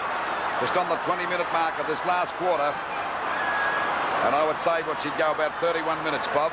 So about 11 minutes to go. Yes, the important thing at the moment is that Carlton are controlling the ball, and they were doing that in the 3rd quarter, if we remember, and then all of a sudden Collingwood, with good teamwork, put 2 quick goals on the board. It was a different game. Looking more tired now as the ball comes out to Tony Shaw, and Collingwood go back into attack up towards their centre-half forward position. Dool again knocks the ball down to McConville over to Harms. That back line standing up pretty well as it goes out there in a mark to Marcoux. Carlton playing with a lot of confidence. And looking the winners for 1981 as we go for a short pass, that time on a mark to Mackay. Players that have been out of the picture are now starting to come into it too. That makes it a little bit upsetting from the Collingwood point of view. I think that's the thing about the Carlton side. They can be down for a long while, but they've got that talent. There's the kick by Mackay. It's a beautiful kick, and that one would seal the doom for Collingwood, I would say. So Collingwood really in trouble now. That's 2 goals to Mackay. Carlton 12-18-90 to Collingwood 10-12-72. We see it go down towards Collingwood's forward pocket position. Knocked along by Perrick, but he won't give in as it comes out now to Buckley. He goes down. He's showing plenty of tenacity there as the ball is in Collingwood's forward pocket position, about 40 metres out from the goal, and they're trailing by 12 points at the moment. And this grand final is gradually slipping away from the Magpies. 18 points. 18 points, I should say. Knocked out that time by Atkin, and the ball is out of bounds, about 30 metres around from the Collingwood goal. I know both sides are tired, but I think the Magpies look more tired than Carlton. 21 just on 22 minutes gone. The ball back into play again. Comes back to Stewart. In a bit of trouble. Look at all those Carlton defenders as they take the ball away again. Bazusto setting himself for the mark, but Toomey has stuck to him like a leech right throughout the afternoon, and it gets punched clear over the boundary line for a throw-in, which will take place on centre wing. 22 minutes have gone. 22 and a quarter minutes to be precise in the final quarter. I don't think there'll be that much time on. Probably get it around about 28 and a half, 29 minutes. Fitzpatrick and Moore. Taylor. A high kick, getting underneath it is Buckley. Kink late on the scene, tries to spoil, effectively taken out by McConville. Wells breaking clear from the centre wing with a torpedo punt kick. High towards half forward. In the road is Ray Burns. Built an easy mark, which he should have taken. A former Carlton player. Breaking clear. Bazusto, Mr. Magic, snaps it goal. Off target, one behind. It'd have to be a very useful behind because it makes the difference. 19 points. So Collingwood have to kick 3 goals, 1 to tie it up. 91-72 is the scoreboard. David Parkin, I reckon, would be happy. Likewise, his chairman of selectors, Wes Lofts. Never happy until that siren goes when you're a coach, Peter. I realise that, but if you had a choice to be in Collingwood or Carlton's position, you would certainly take Carlton. No doubt. And there is the Magpies Brains Trust. On the left, Ron Richards. On the right, Tommy Hafey. He would be a very disappointed man if the Magpies were to lose this afternoon. McClure in the middle, couldn't take it. Buckley backs up well from the rear of the pack. Beautiful, long torpedo punt kick in towards the forward pocket. And it bounces just over the line for a throw-in adjacent to the point post. Still 19 points the difference. 23 and 3/4 minutes gone. Final term. 5 metres from the behind post. The throw-in will take place. Mackay and Moore. Bazusto over the top. McCormack put his head down, but somebody else might get the free kick first. Peter Moore. It will go to him and turn over to Dacos from the back pocket. Dacos' kick around the flank. And it's snapped up out there by Ricky Barrett. Barrett from the right half-back flank. Collingwood supporters saying, get on with it quickly. That he has to do. McConville goes to spoil from Kink, and that's effective because it's over the line for a throw-in once you get on centre wing. Well, Carlton will just be happy to maintain possession of the ball if they can for the next few minutes of the match to take out the flag for season 1981. Stewart and Fitzpatrick. Fitzpatrick wins it to Hunter. Useful twist in the pack. His kick is high. Moore doesn't have it bounce too well for him. Ashford and Bazusto. And even Mr. Magic can't control it. It's over the line for once again a throw-in. Just on the 25-minute mark of the last quarter and time running out for the Magpies. 19 points the difference in favour of Carlton. Ball back into play again. Fitzpatrick played a great game against Moore. They both missed that one. Kicked off the ground by Toomey. Back up there towards the wing position. Pushed out by Buckley up there towards Wells. They're all coming to light now for Carlton. Appealing for a free kick, but the umpire not having a bar of that. Into the time-on period by about 5 seconds. And the Magpies trailing by 19 points. And I would say that they'd have to perform a miracle to win this one. Johnson's kick is a high one. And as Bob said before, Carlton keeping possession of the ball, and of course they go back into attack again as the ball goes down there towards their, well, over their half-forward line, about 45 metres around from their goal. Waiting there for the ball to come back into play. It's Mackay and Moore going for the knockout. Actually, Moore got that out. Hurried kick by Taylor. Out there and a mark there to Stewart out there on the centre wing position. They better hurry up, Collingwood, because there's not much time to go. Off the top of the pack. But plenty of Carlton players here. We see McConville in front of Kink, picked up by Harms on the boundary line, having a bit of a struggle there as he slips along the ground, and the umpire said it's out of bounds, and there'll be a throw-in from Collingwood's half-forward line. We spoke about underrated players, Luke. McConville's done a fine job for Carlton. My word, he has. Well, a couple of Collingwood stars have been unsighted since about half-time. Umpires found a free kick. It'll go to one of the stars of the match. And he's been a great player during the final series. That's Mike Fitzpatrick, a real captain's game today. And Bruce Dool has played great too. They've had many great players. We see Glasgow shoot the ball up there towards the half-forward line. Punched out by Moore. And there's McClure coming in, a long hand pass over to Buckley. Buckley's on the edge of the square. They're doing as they like at the moment. Carlton, as the ball goes up there towards their full forward zone. Cooper drops the mark. Ball knocked out that time by Mackay. They go down. Aspin grabs the Collingwood player as he goes to the ground. And the umpire's going to ball it up. That was McCormick. Ball up about 25 metres out from the Carlton goal. Nearly 27 minutes gone in the final quarter. I don't think it'll be a long one. I would say we've got 2 minutes left to play. Moore. Oh, getting tripped up was Irwin. Should get a free kick for that, which he does. At centre half back. I don't think it's going to matter, Pete. I don't think so, Lou. Irwin. Looks for Stewart. Too long for him. Mark taken by Malin. Well, it looks as though we've got another year to wait if you're a Collingwood supporter, Peter. At least. Phil Malin is at left half-back flank. He's going the short pass to Bazasto, and Bazasto takes the mark in front of Toomey. One of the few occasions today that he has got clear of David Toomey, who has done a fine job on the West Australian star. When they smell victory, the players that have been unsighted all day start to come to light too. Yes, you're right there. Fitzpatrick again, high towards the half-forward flank, or the forward pocket, actually. Moore couldn't take that mark. It goes to Peter McCormack eventually from the back pocket. Toomey in front, knocked away. In comes Lovell to Tony Shaw. He's on centre wing. Underneath it is Harms, and Wayne Harms to take the easiest of marks from Ross Broad. Well, that was simple stuff, that. Harms will try a short pass to Bazasto again. As I said, they will be quite content to just hold possession of the ball. Is that out of bounds, or is it a mark? It's a mark to Johnston. Johnson on the centre wing position. It's just about siren time. Davis. Davis is at centre half back now. Time running out for Collingwood, getting underneath it. McConville and takes the easiest of marks. Good mark to McConville. And must echo those sentiments just of a few moments ago. Has played a great game. Well, 19 points the difference, and I would say no doubt the Carlton side have the 1981 Grand Final really bottled up now as it goes up there towards Mackay and Moore. Finally, Tony Shaw gets a hand pass. Over there to Taylor. Taylor still trying. Back there towards Williams. Up the top of the pack is Wayne Harms. He's clear at centre field. A long kick. Up there towards the full forward position. A long kick going for the boundary line. And there'll be a throw-in from the forward pocket position. Isn't that the value of a long kick, Lou? It's going to take Collingwood 3 kicks at least to get it back where Harms started. Plus the fact that time is running out now for the Magpies. We're on the 29-minute mark. A little bit over by 6 seconds as the ball comes back into play again. Down goes Moore. It hasn't been his best day today. A snap for shot for goal by Buckley, and it's through for 1 point. So it's 20 points the difference now.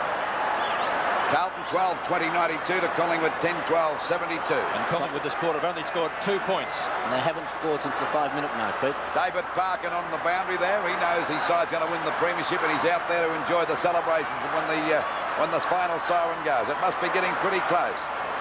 Stewart couldn't pick it up. It's finally knocked out by Bazasto. Out there towards McClure. He'll tap it on. But there's no one there for Carlton. It doesn't matter because the Magpies have lost this match for sure.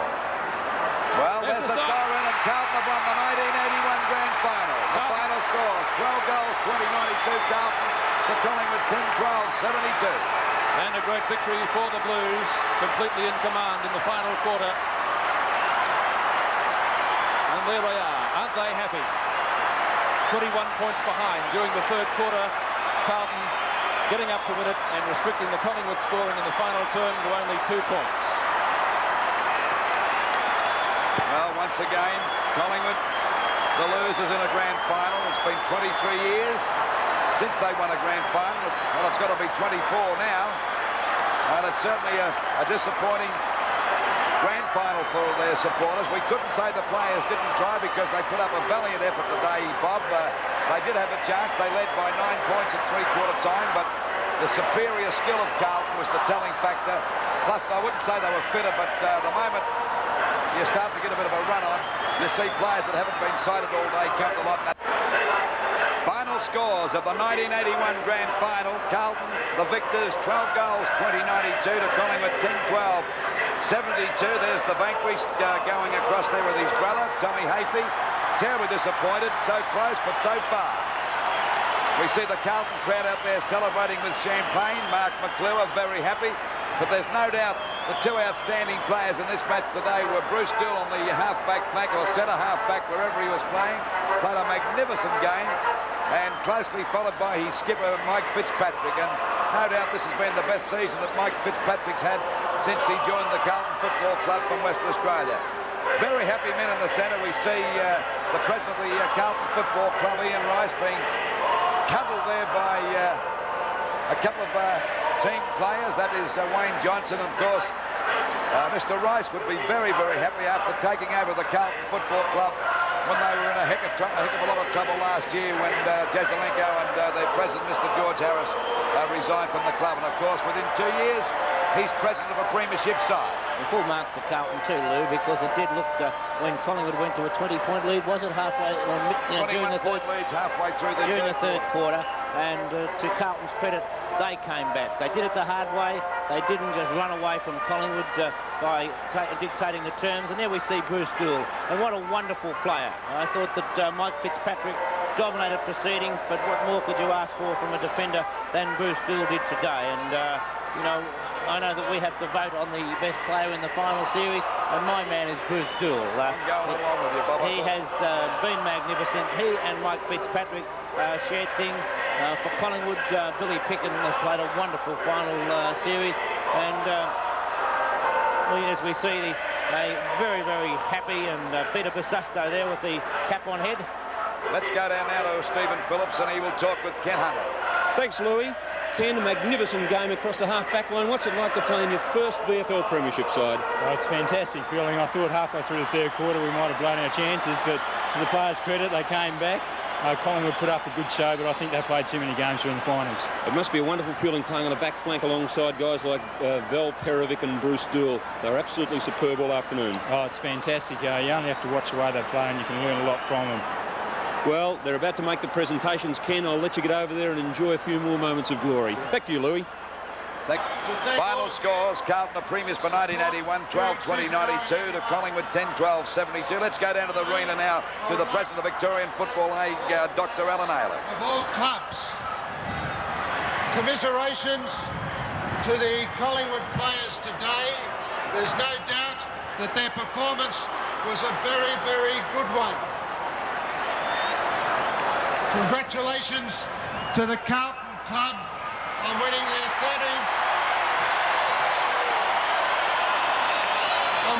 13th premiership. It was a great effort by the 40 players on the ground today and to all concerned with the grand final match. It's my duty now to announce the winner of the Norm Smith Medal. The medal goes to Bruce Doull.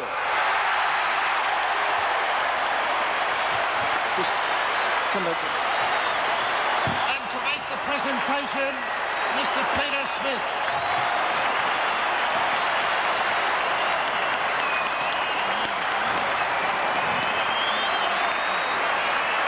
Well done, Bruce. Well done, yeah, wonderful. Well done.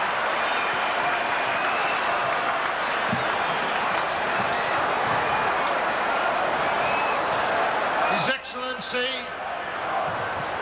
the Governor of Victoria and patron of the Victorian Football League, the Honourable Sir Henry Winnicky, will make the presentation of the medallions to the runners-up, the 20 Collingwood players and the coach.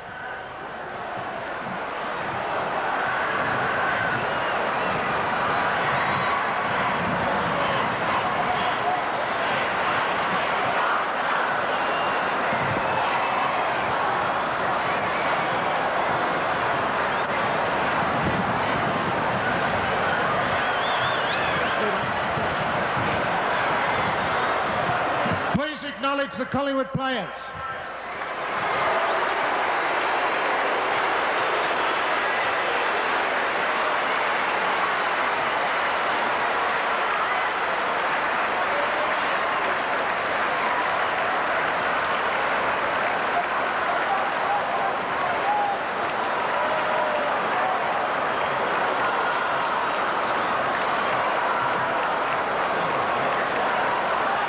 Players going through to receive their medals for runners-up of the 1981 Grand Final. Very disappointed players, but they shouldn't be too disappointed in one way because of their great performance this year. And Peter Dacos in Ken Hunter's Guernsey. Yes, well, that's the general tradition of grand finals, swapping Guernseys with the winners, or both sides swapping Guernsey, I should say. Ladies and gentlemen, the Governor of Victoria, the Honourable Sir Henry Winnicky. Thank you, Mr. President. Ladies and gentlemen, it's a great pleasure and an honour for me now to make the presentation of the Premiership Cup 1981 and the medallions to the members of the winning side, Carlton.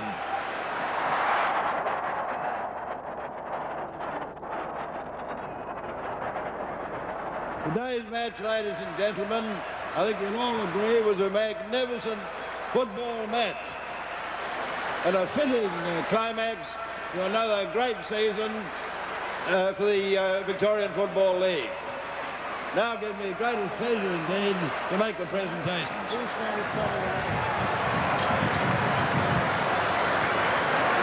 Mr. Rod Ashman.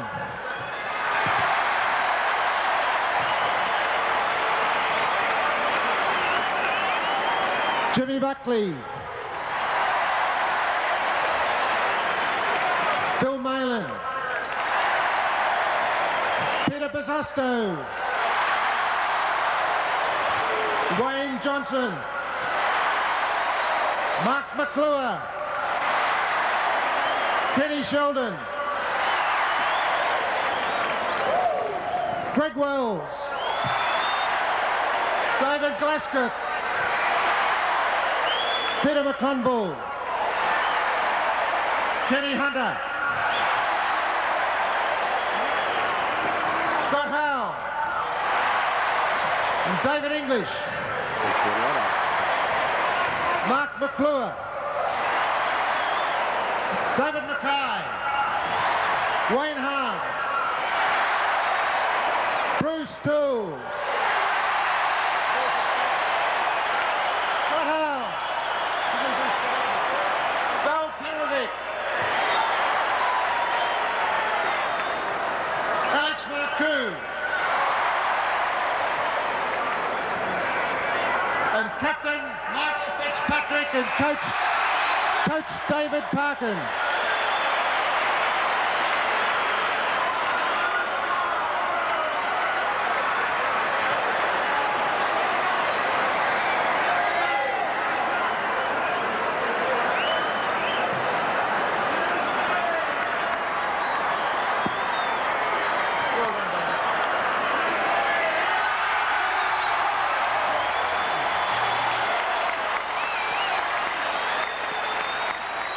That's the moment everybody waits for, Lewis. That's right, Bob, and Mike Fitzpatrick should be very proud because in the two matches he's played in the finals, as a matter of fact, for the entire year, he's been a splendid captain and, of course, a champion player, and he played a magnificent game today. That's what they do to the coach. Once you've won the flag, you can do as you like because the coach couldn't care a damn about it. And, of course, I should imagine the government would be pretty happy that David Parkin coached Carlton to a premiership because he was an ex-Hawthorn coach and player. And the captain of the victors going around the ground now, and Greg Wells will be absolutely delighted at the moment, Lou, having played in a team at Melbourne that never ever made the finals, now to play in the premiership side, the wish of everybody. I noticed when Peter Bosustow got his medal too, his first in Victorian football, he kissed the medal, and that's how you feel, and I guarantee that you think you're going to have a great time tonight when you win a premiership, but the letdown is tremendous. You just can't enjoy yourself. You're that damn tired, and you just people are talking to you and congratulating. It's going in one ear and out the other. It's a letdown. Most people are. Well, it's a letdown. That's right. It's a letdown, and probably the next couple of days, that's when they'll let themselves go. And they were worthy winners. They've been on top of the league ladder with Collingwood for all the year, and both sides. We should say something about Collingwood.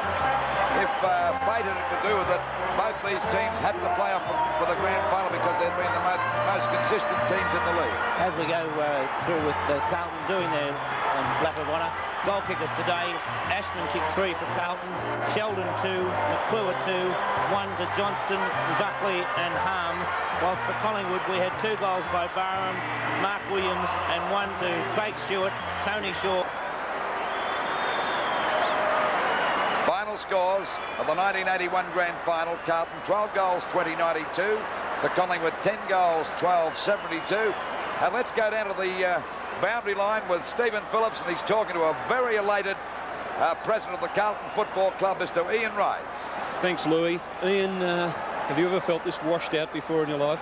Can't believe it. It must be like running a marathon. Unbelievable the feeling. You know, the whole year, the blood, sweat and tears, the grind, moulding new players into the side, new coach, and the fact that the boys just moulded together, and the tremendous mateship that emanated from every player, and of course spearheaded by some terrific champions. And wasn't it fantastic for Brucey do it? You know, a champion of champions to take it out. 2 years ago, you took over as caretaker president at a time of great strife in the club's history. You're still here. They've got a cap on the mantelpiece, and they've equalled Collingwood's record. Well, this is what football is all about. You know, nobody could believe the feeling, that to think all that turmoil 2 years ago, and the new administration, new financial structure, addition of 4 or 5 great recruits, each one a terrific winner, and here we are in the MCG with the flag. You know, what more can you say? Well, thank you, Ian Rice. I'm sure there'll be plenty more to say a little later on in the evening. Back to you, Louis. Thanks very much, Stephen. There's the Clark mobile crane shot for Channel 7. And, of course, not as crowded as it was. A lot of Collingwood supporters going home disappointed. And we waited 23 years, now we've got to wait 24. And those boys from Channel 7 up there on the cranes have certainly done a marvellous job. Let's go down now to Jack Edwards in the Carlton dressing rooms, and he's talking to the Victoria's coach, David Parker. Well, David Parker, congratulations. Premiership coach for 1981. I know you haven't had time to collect your thoughts, but what's the immediate feeling? I think, as normal, Jack, just a big relief. I think from a coaching point of view, particularly when you know you've got the players, and I knew that we had the best group of players, and then I thought we might take a tumble at the finish, and that would have been very sad because they did a lot of work, and we got the shortcut in, and then to have lost it after that would have been very sad. But the manner it was done, probably, Jack, was as pleasing as the end result. Third quarter, you must have been very worried. Collingwood seemed to control most of that third quarter. You got 2 goals very late in the quarter. I think we kicked 2 at the end of the quarter, which gave us a chance, and then we kicked the first 2 or 3 at the start of the last quarter. And I thought if we were round about, then we had enough in us. I knew we had lots of fitness and lots of running in our legs if we were close enough to do it, and we got a bit of momentum, and I think then Collingwood found it very hard. They've worked so hard, Jack, to get there. It was going to be difficult for them to find something if we actually headed them, and that was the way it worked out. What you're saying, your 1 week spell must have stood you in good stead in the because you've got fit players to start with, Jack. You know, there was no doubt about our running. Our capacity to run was going to be good. We've kept that up, but we had players who went onto the ground not carrying injuries, eager to do the job, and a fresh approach. And I think that's more difficult when you've come the hard way as Collingwood have done. I know you don't like to individualise, but I thought your skipper